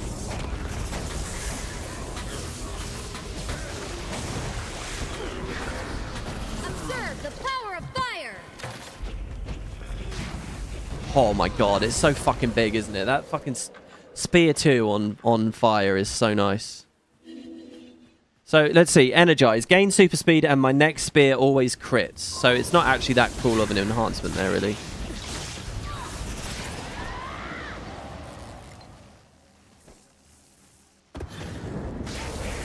Oh yeah, and the 5 is the giant air, the giant cloud of air. Rage at maximum. Holy fuck, oh my god, oh, the hero challenges are just flowing in here. What? We just got so many. Pursue the bark of the bright leaf in a race against death itself. Help a young one in need. Join us. An interesting looking lockbox lies before you. It appears to be Inquest made and it's locked. What do you want to do? We'll attempt to open it. Oh, nice sounds and stuff here. UI's a bit different. Fundamentally, we're doing the same thing we always do with these. Inside lies a note and some crumbs. Read the note and leave the crumbs, or read the note and eat the crumbs. I'm going to eat the crumbs. The note reads, Dear Jim, how many times have I told you to change the code on your lunchbox? Now you can finish the day hungry. Thanks for the food. Poor Jim. That's amazing. Who wrote this? That was really good. I like how pointless that was, that I can eat the crumbs, but I get the choice to. That's excellent. Yeah, very good. All right, we're back at the base, but in the open world now. Procurement team footprints tracked. Experimentation continues apace. There's the power. Wayfinder. Great to see you, pal.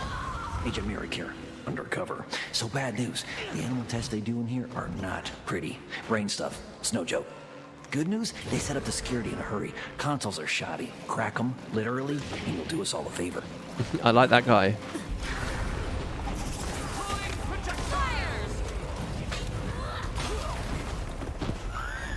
Oh shit, I didn't use my... That was a big... What a mistake to make her! That was a big miss there.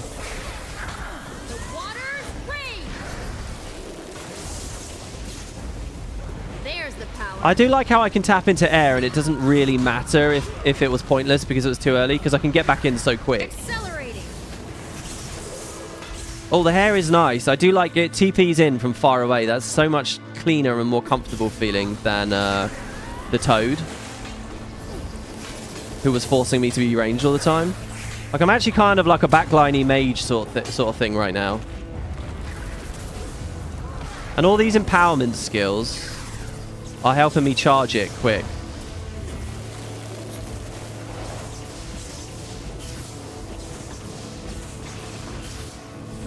So wait, is this the story I'm doing right now, or just an event? I think it's just an event. How many buttons do I have to press to proc the Super 5? And is it only spear buttons, or is it, Like, okay, my muscle memories are wrong here. When we go into an attunement, we really want to hit 5 first. Then start empowering and shit like that. And end with a 5. That's really what Spear's all about on Ellie. Opening with a 5 and ending with a 5. Rage at maximum. There it was still on cooldown. There you go. There's that one's supercharged. There we're on cooldown as well.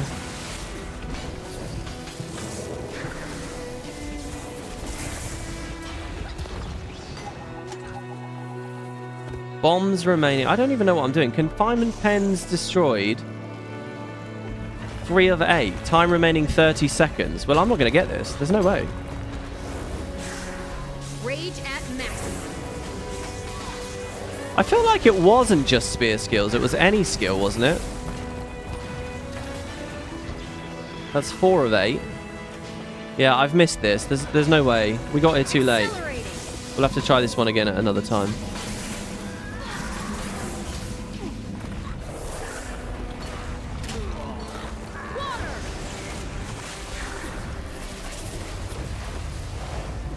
With Spear, they really just did not give a shit about, like, restraining the animations or anything. They just said, fuck it, we'll go big. Alright, here's the footprints for the main story. They went this way. Okay, out into the caves. I just did... That was a bit awkward, wasn't it? I just did this in reverse, I think. Yeah, look. For charging 5, yeah, any skill works. Great on Tempest, you can charge it with the shouts. Oh, right, even utilities will work. Yeah, the fire shout would be really nice to just tap in.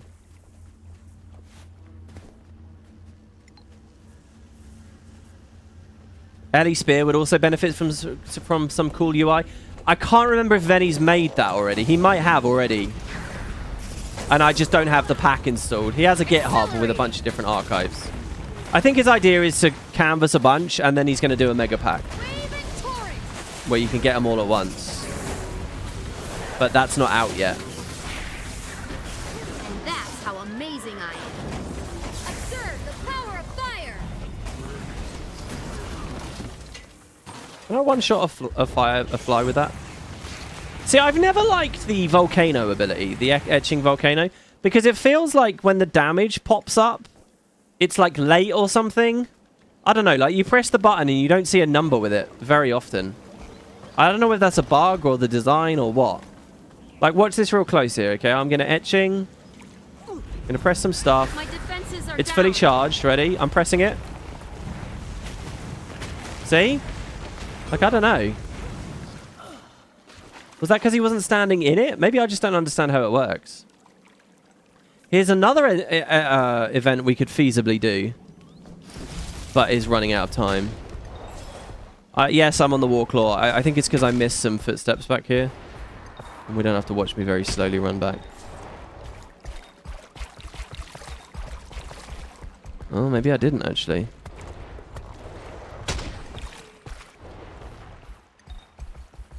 Yeah, this is where we saw Cuda and Sop, or whatever his name is. Run along. Oh, there you go. They were here. They passed through here.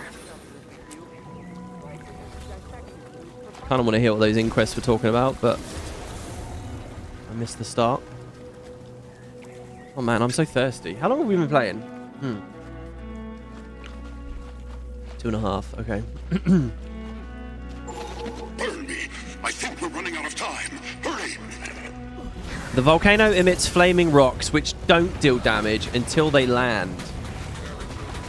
Oh, so it's like a lava font, right? It's not a big impact. It's like a lava font. Is that right? So they land and then they're going tick, tick, tick, tick, tick. That would explain why it feels oddly like not. Let's try it again, right? We'll supercharge against him. Let's cast it on the Firefly. Oh, I see. It's not even a lava font. They're little projectiles. I understand. They're little, like little flaming balls. It becomes a thing that's venting those little bouncing balls, and each ball does a little tick. So it's not a single big hit. It's lots of little ones. There you go. Learning.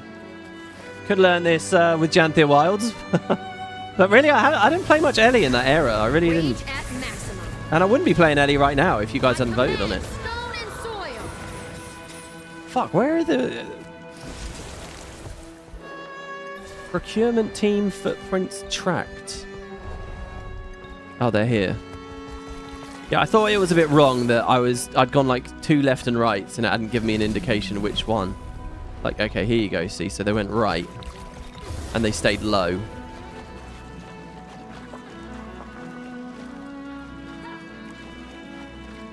And then they went left. It appears they went this way. I assume still along here. Yeah, there we go. This is cool. This is like actually tracking. Oh, is it behind that door? Attempt to enter the Wardroom Bar where Agent Thessa is meeting with the freebooters. Nothing right now, thank you. Perhaps when our business concludes. Wow. Sounds like that agent from earlier. I need to get in there. Can't you let you in without the password? Oh my god, that knock sound effect was so good. Loot and pit. I've heard that sound effect in another game. I'm sure I have. Maybe one of the Lost Odyssey story sections, like book bits. Loot and pillage in Whole Garden Village. Nope, that's not it. Nice try, Scrub. Wow, I'm being killed out here, you know. And I just got called a scrub. I do not appreciate that. Rage at maximum. All right. Okay, so freeboot is defeated to obtain the password and the disguise. Wait, how do I get the password by killing them? Do they utter it with their last breath? Oh my god, I cannot get out of the muscle memory of pressing 3 first. I'll tell you what it is. That's Hammer that's done that to me.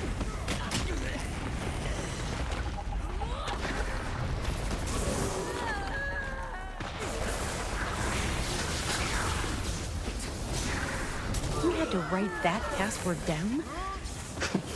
My lucky day. Now I'll just borrow your outfit. I'll tell you what, I think this expansion is full of, like, the little dialogue, the little entertaining comments. Like, that's cool. Freebooters only, mate. Down with Whole Garden, mate. Let me in or else, mate. I'm thirsty, mate. And I like how she sneers they had to write it down. Okay, I'm thirsty, mate. I actually said that just now. Whoa. I actually am thirsty. I'm thirsty, mate. Nice, we're in the pirate outfit. Very good. I actually have dressed Liz in this for like long stretches of time before. I think it's a good outfit. Optimal overhearing spot. Oh, there's players in here. Nice. Seamus the Slick. Kiki, Sage. Alright. Look casual. Full-time jobs with rules. Oh, I want to get in the chair. And for what? A pension? Ha! I hope you've got something better than that to offer. We can outfit you with a squad of Mark IIs. Gave us golems already. Bit flimsy, you ask me. Them shore rats knock 'em apart mighty easy. Those were hastily refurbished Mark I support models. We just uncrated a number of combat-ready Mark IIs. Them ones that do the spinning with the fists. I'm listening. What else you got? This is good, man. Rations, medicines, state-of-the-art small arms, and a sizable quantity of dark headache-inducing swill you enjoy. And what are you asking in return this time? Mostly you use this equipment to secure the area. We also require some muscle. Eyes and ears, possibly. Inland. Plenty of muscle here, eh, pal? And a keen eye or two. Don't think we can match your ears, though, friend. Have we a deal? Can the Inquest count on you? You got it. Now, you bring any of that swill with you? Dude, there's some good intrigue here. I'm very curious about what the Inquest are doing, who's leading them, what's going on inland, who conjured the fog, what the history of this continent is.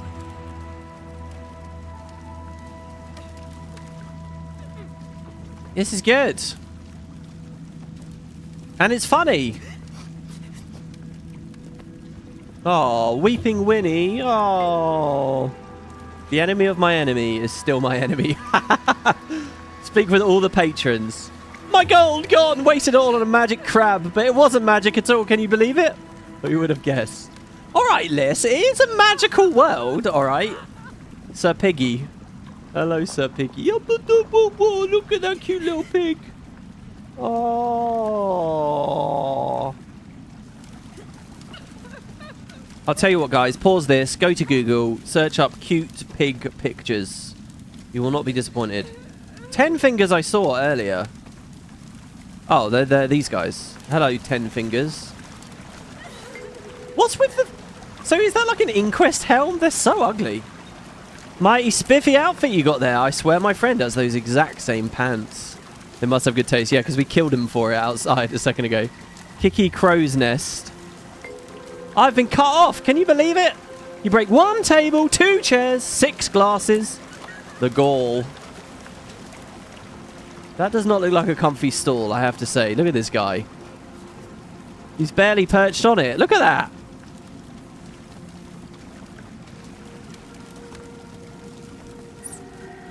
Optional. Get a drink from Heavy-Handed Hank. Hey, what can I get you, pal? Oh, I'd love a lemonade. Oh, he actually gave me one. I didn't think that would work out.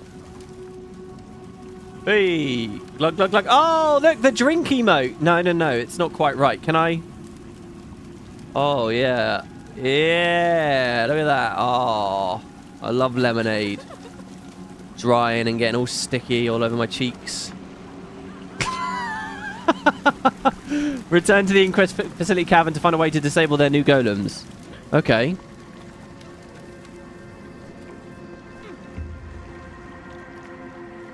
This reminds me of another Inquest bit in the story. Do you remember in Corner?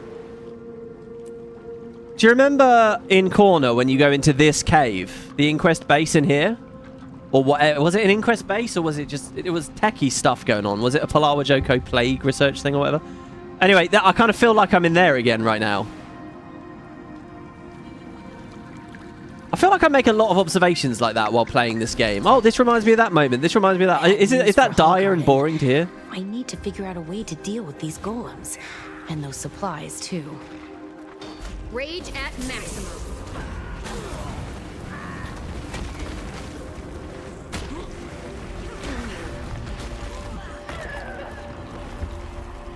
Go here, kill that spider. Boom. We also threw an earthen spirit it. My temptation to just waypoint right now is really high. Because I feel like I could waypoint and be on the surface quickly or something. But maybe we'll just find a way out of the caves anyway. I have to say, since getting that Skimmer mastery, I don't feel like I'm moving that much faster on it. But that's probably a good thing, because... Do we really need the Skimmer to be the next ultimate mount that does everything always?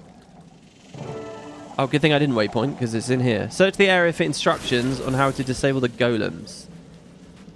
Which golems? Well, there's golem administrative notes over there. That's probably something.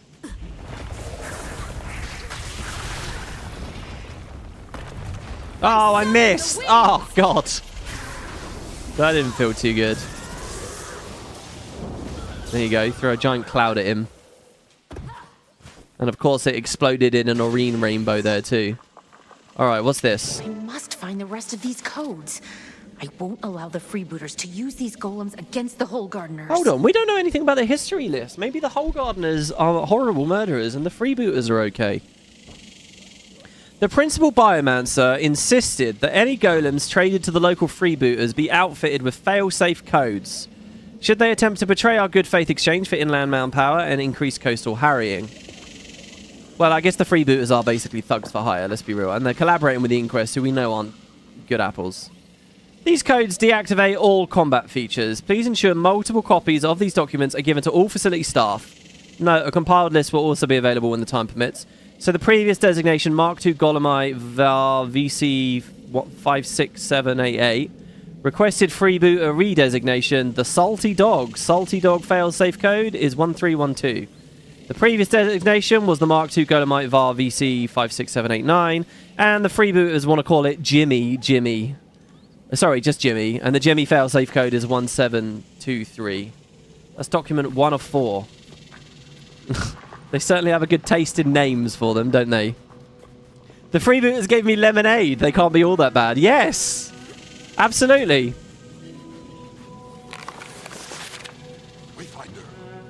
This is document 3. Managed to track the Inquest here without them spotting me. Can't quite tell what they're up to, though. Trying to get out here too much demand. But you can have them. I can decrypt them remotely. Once you've picked one up, just hack the password. I should be able to figure out what they're up to after that. Right, okay. I kind of do want to do this event, but we might skip it for now. I'm more interested in the main story. Failsafe documentation. Previous designation was VC whatever. They call this one Jess. And that's 0334. I hope I don't have to remember the codes. Liz had best be remembering these for me. Because my brain is off, let me tell you. I'll tell her. Alright, here you go. There's more administrative notes up here. Requested freebooter redesignation. Short Shanks the Knuckle Dragger. The principal biomancer thanks you for your attention on this matter. Compilation document forthcoming. That was document 4. So we're looking for 2. Oh, here we go.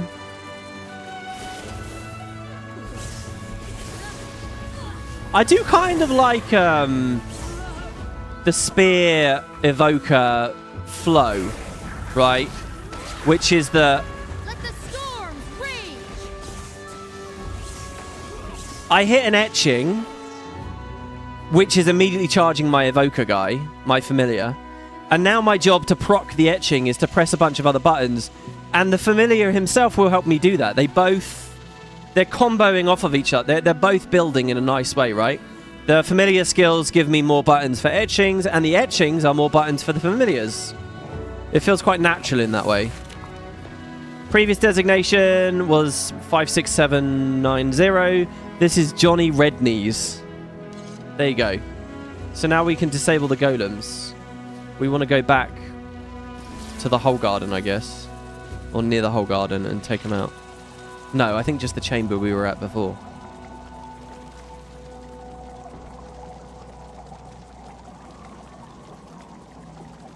This, I can understand why people on day one said that the start of the story wasn't too entertaining to them because it felt a bit busy worky or whatever, but it's fine. Again, I'm going to say it over and over and over again. I really think it's fine if you have a slower moment like this. Just let me interact with the map and the world and play the game for a bit. Not every moment has to be, you know, blowing my mind. The aforementioned compiled code sheet has now been provided for your convenience. Ensure all staff are aware of these codes. There you go. The Salty Dog, Jimmy, Johnny Redknees, Jess, and Shortshanks, the Knuckle Dragger. So, we do need to know the codes. And this is for my reference here. So, I'm just going to hold that up. This is just like we learned at the heart. Look at this, guys. So, these are just some supplies to destroy.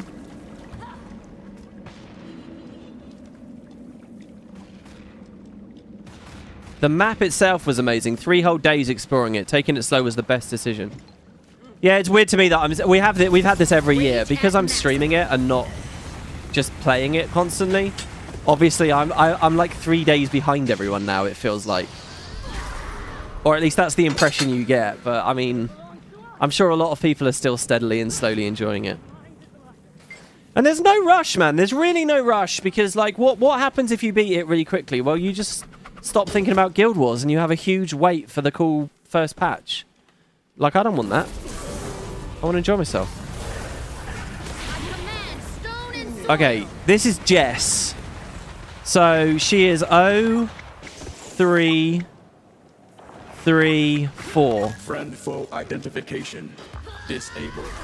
Friend identification enabled.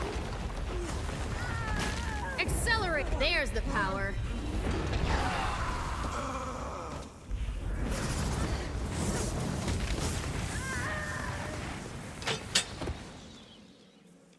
Okay, we can break those supplies. I like how the supplies are blowing up and making me move away. There's Johnny Redknees. We want to disable him too. Some more supplies down here before we go up though. But there's the meta area again. Okay, all supplies done. You've done map comp, but barely any side stuff, not finished story. Yeah, let me ask you guys, to those of you who are already at the end and you finished it and stuff, is there like a good amount of side stories this year? I noticed that the Wizard's Vault is not selling like a Meteor Spear quest or anything this year. Oh, by the way, we got a special thing done there because we did the meta. So we can actually buy the hat. Haha. That's good.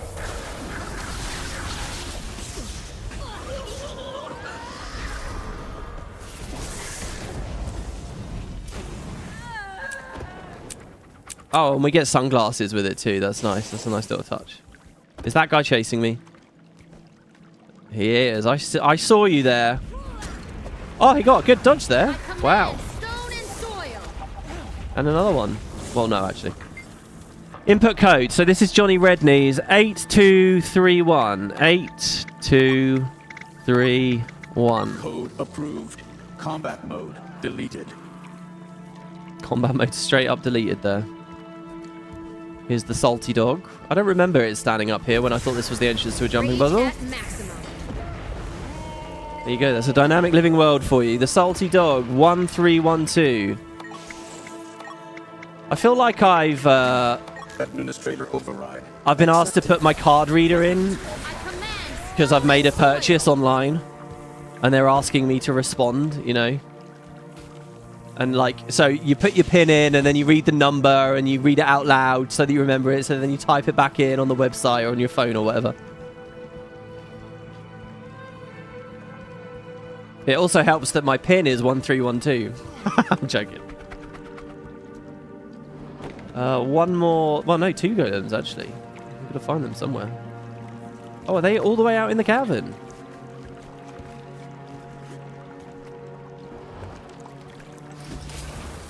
Oh, there's short shanks. Fuck, why can I not just get it in my head to press 5 first? It's pretty simple. Oh my god, that guy got annihilated. Short shanks. 5, 7, 9, 1. Targeting system decommissioned. Or I'm like on the phone with some company being asked to verify my identity. Well, that's just the notes again. There's a decent amount of side stories, but I'm not sure how lore relevant they are compared to, say, Janthea. They were really good in Janthea. Especially the Janthea Sentry stuff. I mean, obviously. And I don't even know that's me just inobjectively because I like the White Mantle stuff. They were just really good. And they were instructive in terms of the patches that were upcoming. Is it possible one of the golems might be swimming? It's Johnny Redknees. Well, we're completely out of range here. In a race against death itself. Help a young one in need. Join us. The salty dog.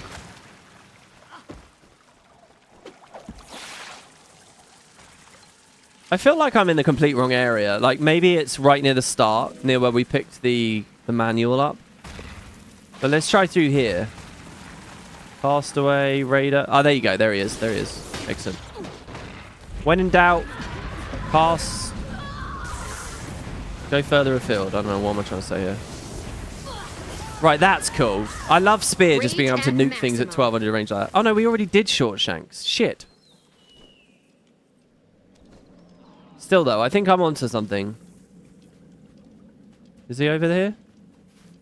No, there's some mithril ore hidden in there, though. The law's probably going to please me for the second map in particular. Oh, Jimmy. I didn't do Jimmy. Jimmy's right near the start. Okay, here we go. 1723. 1, 7, 2, 3. Everything okay, Commander? Been in there a while. Got sidetracked. The Inquest have struck an arms deal with the freebooters. I sabotaged what I could. I'll let our new friends know you did them a solid. What's in all this for the Inquest? Not entirely clear yet. Cuda and Seb must have continued north. Seb. I'll keep at it. Seb. Good luck. Holler if you need backup. Right. Let's try and remember that name. Seb, not Super. Statistically speaking, this is Eyes, rather ears, and arms. Investigate their motivations. Oh, we're nearly at the end of Act 1! Oh!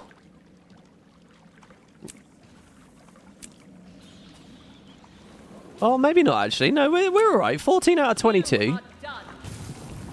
I've got to find that Hunter's Journal somewhere. Read all of the journal, all the literature from members of the Tyrian Alliance. Looks like maybe we have 2 more instances to do for Act 1. And that's going to give us the Relic of the Scoundrel. That's not the thing I'm most interested in.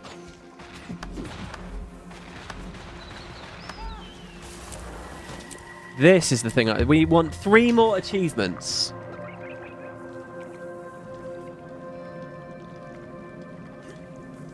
In Shipwreck Strand, take a moment to reflect at the graves of Castorans no longer with us. Reflect at 0 out of 9 graves. There must be a graveyard somewhere, and I can just go press F on all the graves. Oh no, actually, they look like they're all over the place. Trek to the absolute highest and lowest points of the Shipwreck Strand. I've not been to either of those.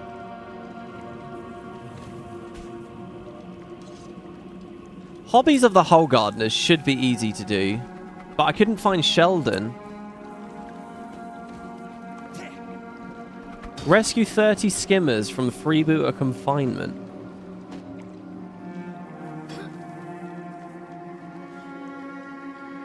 Complete the mini dungeon. Oh, there was a thing during the meta. Defeat the Hammerhearts without getting hit by any Hammerheart attacks. Well, I wasn't going to be able to do that on 5 FPS and no visuals. The jumping puzzle is worth 10 AP. Would be a good way of doing it. I don't know. Let's just keep playing the game. compromised. Rage accelerating. And not worry about the relic too much too early. We'll just play it, see what we get, and then we'll start working on things we missed afterwards. Okay, so head north end of the cavern.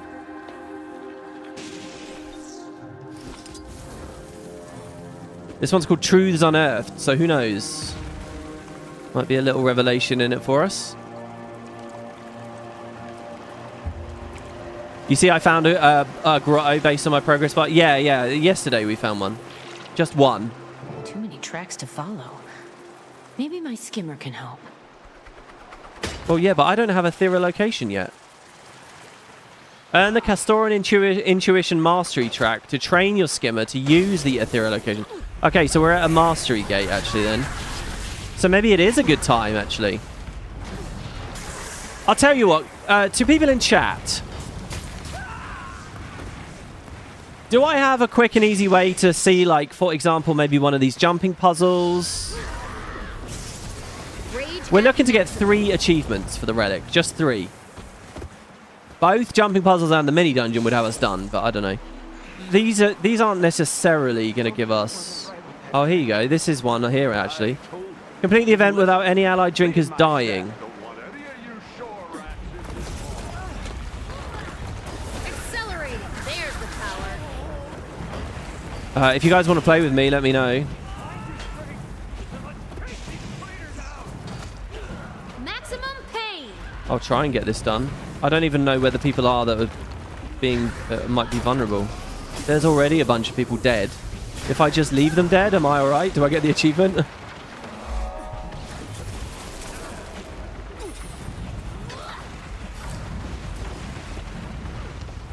earth is my weapon.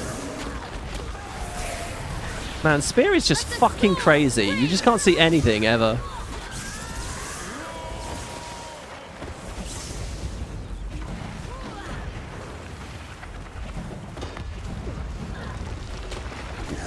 Oh, what a pleasant surprise. My coin's all spent. My freedom's forfeit. What's the point? Give me another one. Havoc reaped. It's maxed out. Is it possible that it's bugged? It says castaways revived 0 of 4. So I've got to res them, I think, and then we can get started. So maybe I wait for some other players to show up. There's no time limit on it.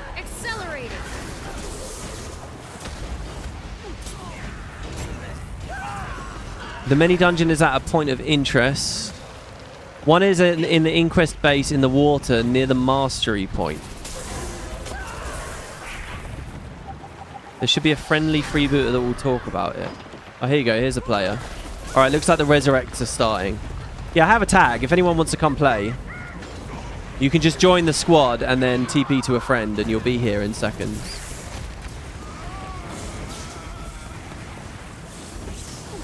The thing is, we don't want them to die after they've been rezzed.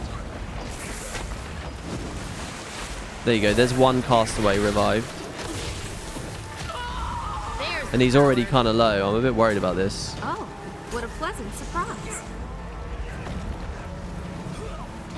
That he's taking damage. Oh, God. Oh, God. We're still not progressing Havoc reaped. Because they've all got to be alive before it starts to progress, maybe?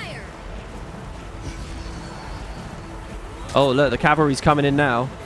If that's you guys, if anyone plays a healer,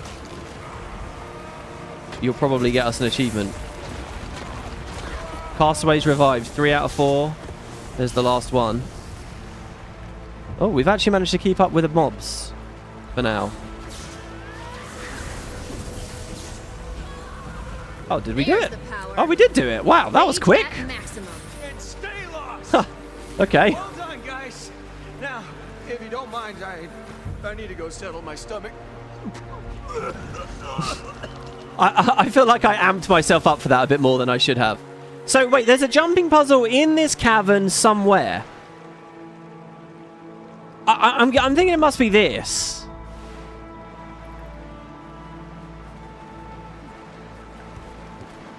It's just we've been in these caves for a long time.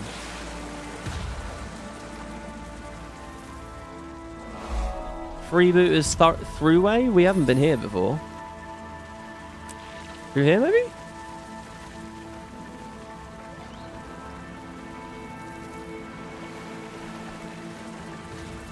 Have I been? We can finally get the upper hand on those shore rats now. Yeah, we've been here. I've managed to go the complete wrong direction here.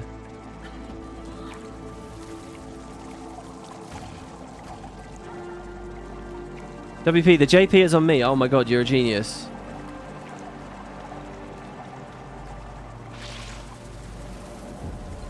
Aha! Wait. Oh, through there? Freebooter clothes. Put on. You're the height of freebooter fashion. Yah. Oh, I'm back in the pirate outfit. The booter's path. I don't feel like cleaning blood off the floor today. Oh, what? This be a proving ground for freebooters only. You don't look our type. Get lost, why don't you? I'm Okay. gonna say this once. Oi. Get lost.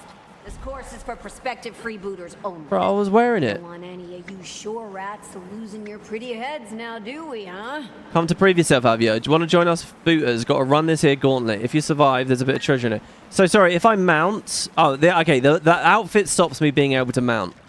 Oh, am I supposed to follow her? Whoa, NPC's jumping? Hey. Okay, I can't jump that far, though, lady. But I can do this.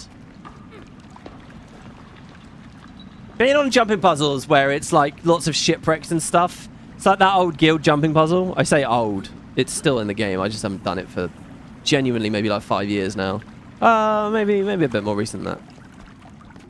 You know, the one in the ice cavern in Snowdon.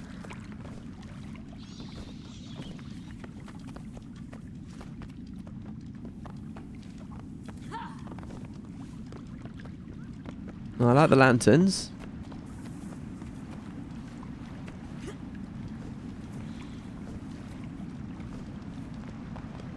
Nice big chunky pieces of wood. Should I put Signet of Air on so I get a bit of move speed? Probably help me out a bit.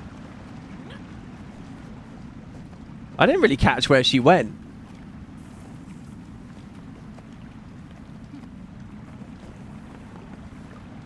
No! Oh my god, there's a shark.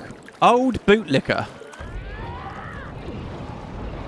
Get out of here, old bootlicker. Oh, we actually have the Firefox underwater there on this template. I didn't realize you had to swap it both times.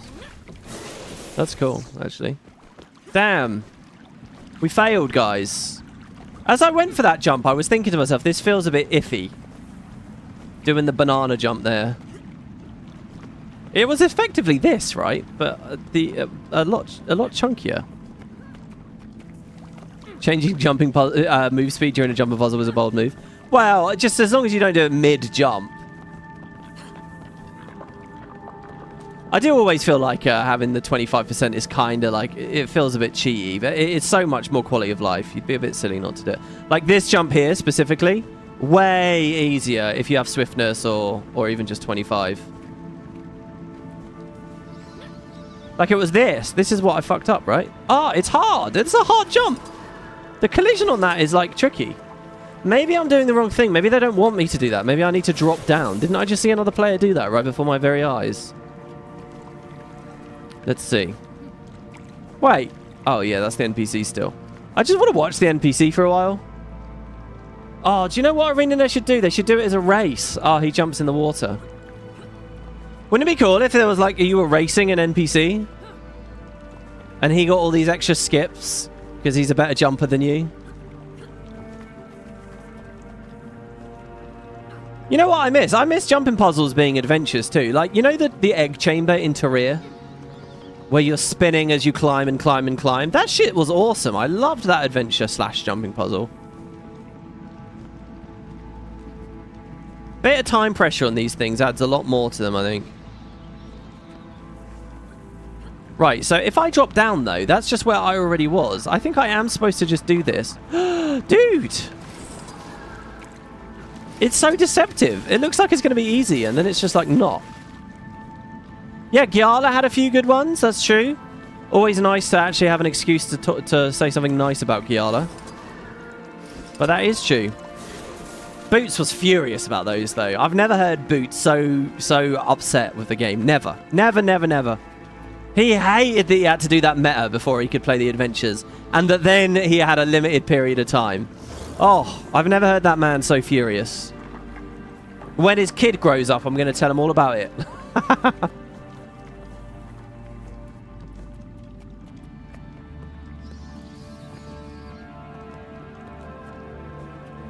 You got this first... Oh, shit. Wait, what's going on here? What? Oh, they've given me like a freebie savey. I get a Jade Bot boost, but it's not actually a Jade Bot boost, so it doesn't require a Jade Bot core or anything. It's just a free special action for everyone in here to save you. Well, hold on, I don't want to use that. Oh, I wonder if there's an achievement to do the whole thing without ever pressing it. And now I have pressed it to test it. Here we go. Third time is the charm, guys. That's right. I've only tried it twice already. This definitely isn't time 4. Yeah, okay. Maybe I'm lying a little bit there. Look, as far as I can see, the best way of doing this is to do that. Oh, you prick! No, I refuse. My pride means I refuse to Jade bot boost. Liz has a Jade bot. She does, yeah, but it's clearly disabled it. Like, I would usually press skill 6 for that, but it's disabled in this room, and instead I have a special action. And I don't know for sure, but I'm guessing that they've done that so that everyone can have access. Because otherwise, what's the point? I mean, why not just let me use it normally? I guess it also standardizes the height, because Liz doesn't just have the Jade bot, she has the upgrade for it too. And maybe some players don't, and they... But I don't think they care about that kind of asymmetry. They don't think that deeply about the cheats and jumping puzzles. Otherwise, they wouldn't let you portal through them, right? All right, there you go. We made it, and it really was very easy. I did that thing. There needs to be a name for that phenomena, where there's something simple, but you fail it a couple of times, so it gets in your head. That's what that was.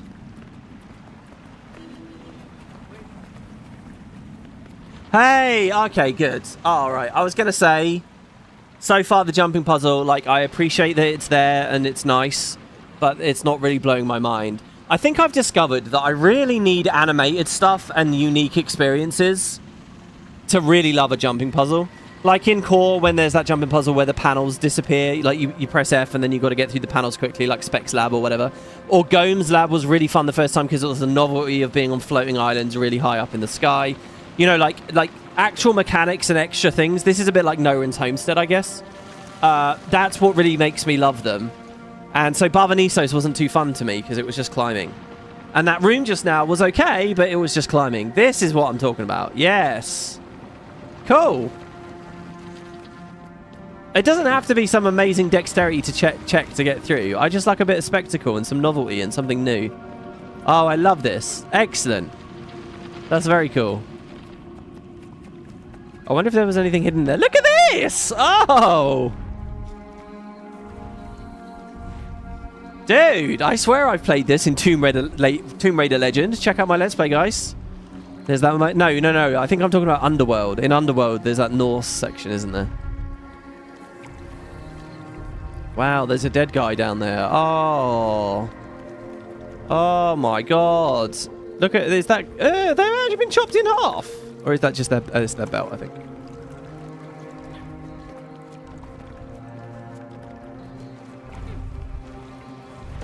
Here we go. Oh, okay. The hitbox is a bit closer than I thought. And now I'm in combat, so moving slower. It's okay, though. I have Spear 3. Ah! Alright, this is more about timing each individual one. Ooh. Oh, come on. I thought that would have been alright. Yeah, poor matey. Yeah, the hitbox is pretty big. It is pretty big. It's probably more engaging gameplay to have the bigger hitbox, though. If they were too tight, it would be even more... It would be trivial to get through this. Go, go, go, go, go, go, go, go! Yeah! Oh, now give me a longer one. Come on, more chambers. Ooh, this one's going to fill with fire, isn't it? Oh, shit. Oh, shit. I'm sinking in tar. If you get stuck, you'll have to fight your way out. Wow. Nice. This is also interesting. Especially for the fact... Holy shit, we don't want to use anything fiery in here. Do consider that we did all the desolation and all that Joko shit before, and there was tar everywhere, and they never took the time to do a mechanic like this, or had the time to do a mechanic like this. But now they have. That's cool. Oh. Classic little bit of rubble there. Oh. Some kind of enemy as well. Nearby. Hey, everybody! Hello! Oh, I can't sit on my chair, I'm afraid. Yeah, freebooter initiate. Huh, you made it through too? Think this means we're freebooters now. Wow, one more, guys. Oh, so close.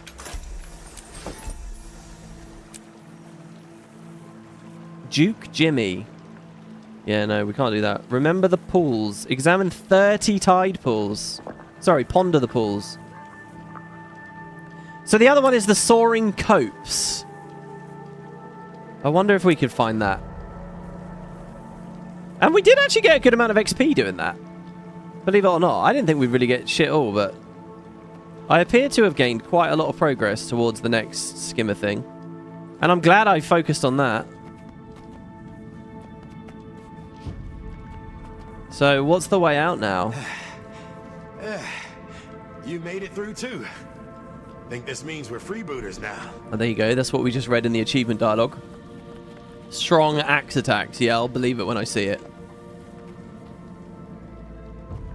That's cool. These guys were just tired out. That was cool seeing you guys there, by the way.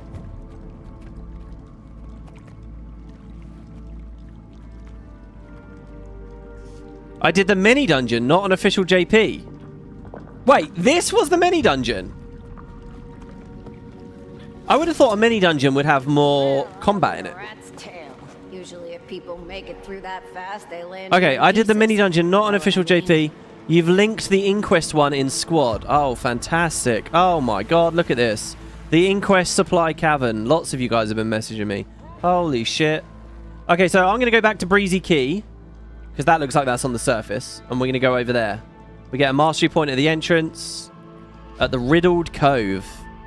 Let's check this out. Oh, you guys have been really good. You're really, really helping out here. Wow, look, that pole has gone exactly to 50-50.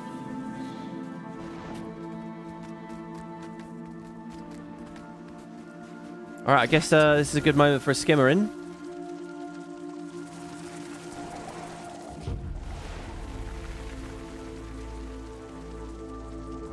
Oh, wait, this is the... Oh, wait. Is there no actual surface to any of these areas? That's underground again, isn't it? Is there... I've been thinking... I've been under the impression this entire time that this bottom left area of the map... Oh, here, look. This is the event we failed before. Maybe we can just do this one. While we're here.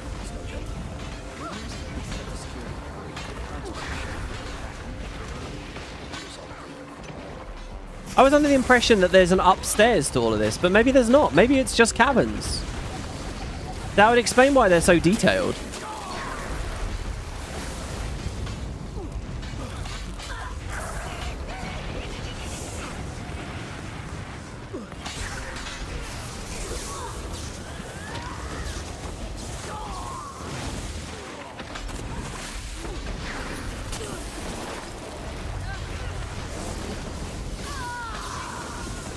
It's funny, I miss the alacrity now all of a sudden. I feel like alacrity would work really well on this now. I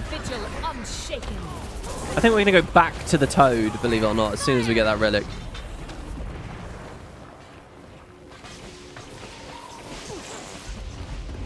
There's a surface above. This base is hidden underneath a pond. Oh, okay. So it is a thing. There we go. Chief Security Ziff. He has some bounty effects. Your actions are reprehensible. I will see you as subject. The biomancer's next line control experiment is on you. Wow. That's a lot of Inquest events, and we've only ever done one of them. Wow. Okay, so let's just see if we can find a way up somehow. I don't know. Maybe I've gone the complete wrong way again.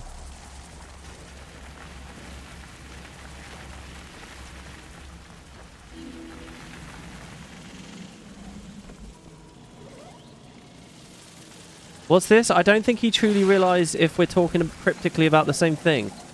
You guys are being cryptic about something. I don't know what. Are you being cryptic about the fact that there's a surface or something completely different? Oh, here we go. Here's a surface. Yes, we are up. Fresh air.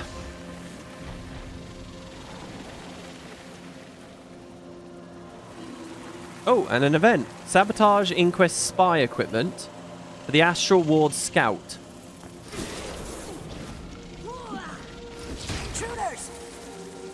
Well, here's some spy equipment. Accelerating. Hey, you! What do you think Rage you're at doing? maximum. And doing all of these is well worth it, because XP. Oh, ho, ho, that was a big explosion there. You can finally watch live. What did you miss? You actually missed loads. I've talked a bunch about your add-ons and stuff. And people seem pretty interested, by the way.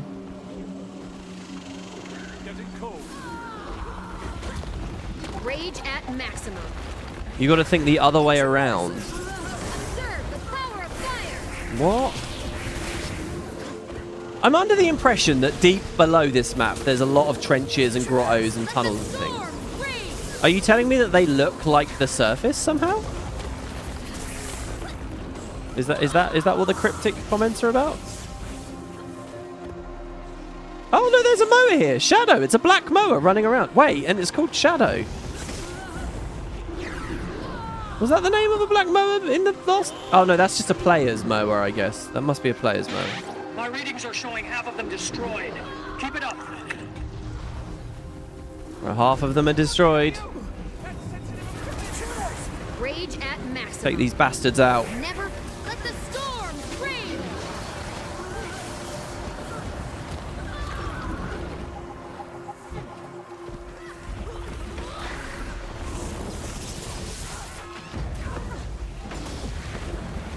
Hey, you! What do you think you're doing?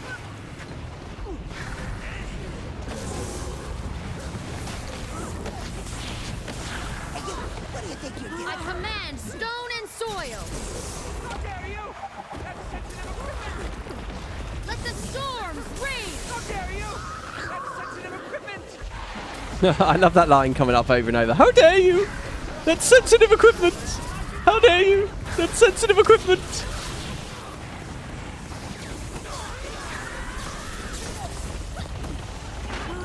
I do like the crazy radius I have on basically everything I'm doing on Spear.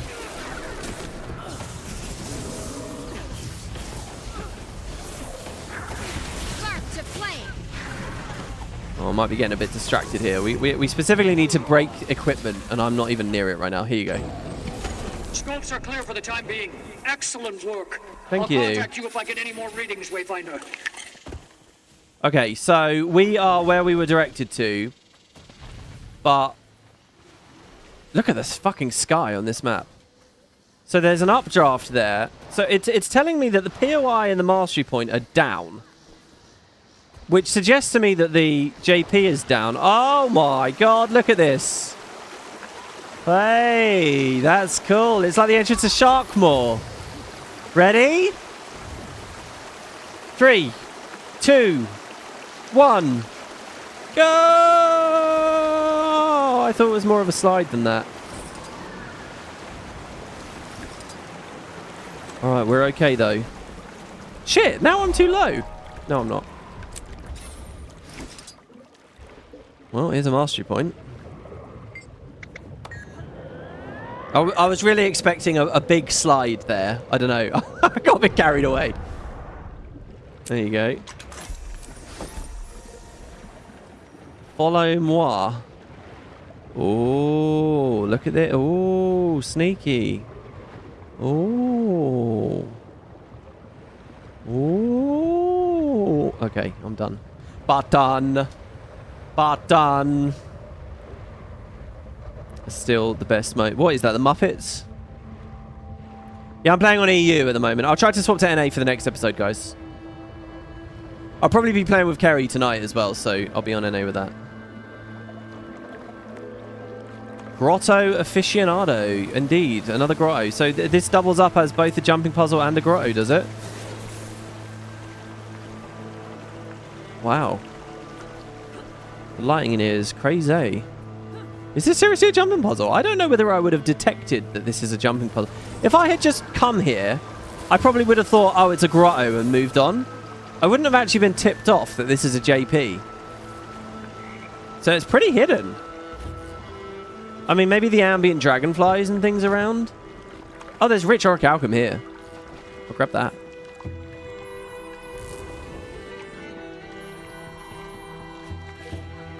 Delicious. Orichalcum used to be worth so much, I was really invested in getting it around launch. And then, like, obviously the prices tanked, and I became supremely disinterested in it. And it was only about a year ago I realized that actually Orichalcum is, even despite the fact that, yeah, it's not as worth as much as it was at launch, it's still a good, high-value thing to get. And I do actually go out of my way for it now. That realization was quite nice for me. Wow, are we actually at a JP or not? It kind of feels like we might not be. Wait, down here? Wow, really? Oh, do you know what? I was thinking as well, when we were in that mini dungeon a second ago, that's the other thing to me. I begin to wonder if my favorite JPs are like Silverway style ones, where it's kind of unclear where to go. Like Draconis Mons, that was another really good one. And the puzzle is in figuring out how to move around. I actually kind of get a lot of engagement out of that, rather than the dexterity checks, which frankly, once you played enough of the game, sort of aren't so interesting. I don't know. Did we just end up... Oh, someone pinged a treasure chest.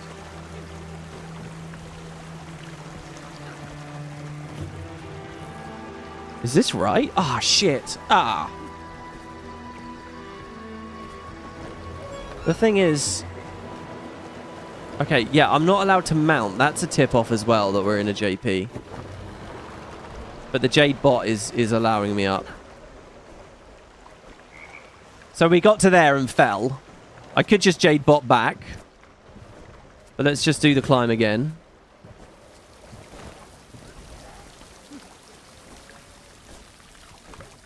I liked like the Grothmar one as well, where you're carrying the torch. And again, I think it's because there's... Oh, shit, man.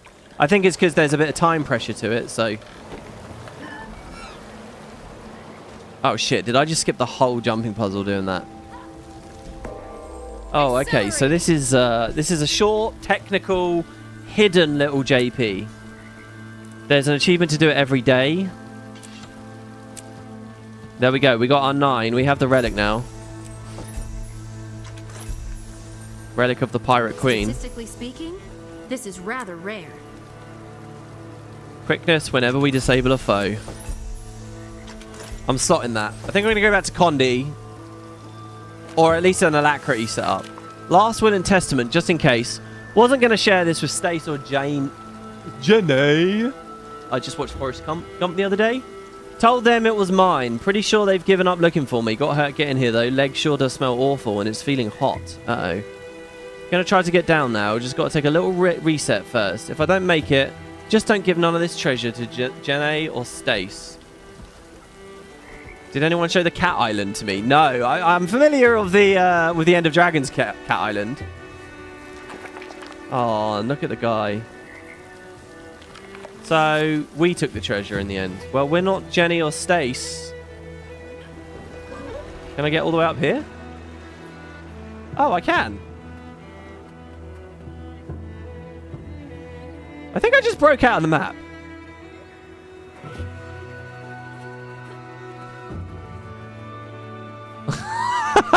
I did. Don't go into the light. No, not this way. Oh, shit. Wait. Okay. What? Oh, I can't remount though here. Oh, I guess I could just Jade bot again. There you go. Wow, I wonder what's over here then. Lots of stuff, I guess. All right, yeah, don't go into the light. I was like a moth there.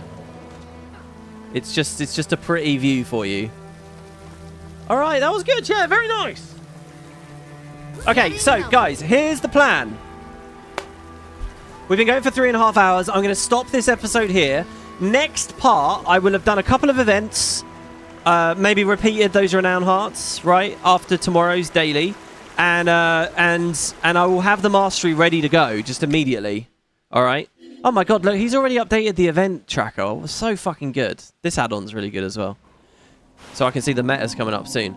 So basically, yeah, guys, next time I will already have a cool quickness alacrity build set up. I will have the mastery already, and we'll just be ready to go for Truths Unearthed, tracking Seb and Cuda and see where the story's going. I appreciate that it's kind of 2 slow burn episodes we've done with the story so far, but I've been in my element. I've been having fun. The mini dungeon was cool. The jumping puzzle was cool. We got a lot more progress. We've basically explored the map now, I would say, in terms of like each... There's like an unfogged place over there we haven't seen yet. We could go check that out. The Glimmering Arches, that might be the Orient thing, I don't know. But obviously there's a shit ton of content here. Lots to see, lots to do. So thank you, everyone. Thanks for watching. Those of you who made it to the live chat, it's been lots of fun. Again, if I've missed any messages, drop them down in the comments. And I guess I won't do a long outro. We've had enough of those already so far. Just thanks very much for watching, guys. Thank you for the support. And I'll see you on the next episode tomorrow, where we'll be continuing. Have a nice evening. Have a nice Halloween. And I'll see you shortly. Oh, the time might be a bit somewhat different tomorrow because I'm raiding at 7. So I think what will probably happen is the episode will be earlier in the day. Like I'm ending right now at 10. Okay? So probably we'll be starting in the afternoon rather than the evening. Just so that everybody's aware of that. So you don't even have to wait 24 hours. More like, I don't know, 18, 12, something like that. Cheers, guys. See you next time. Take care.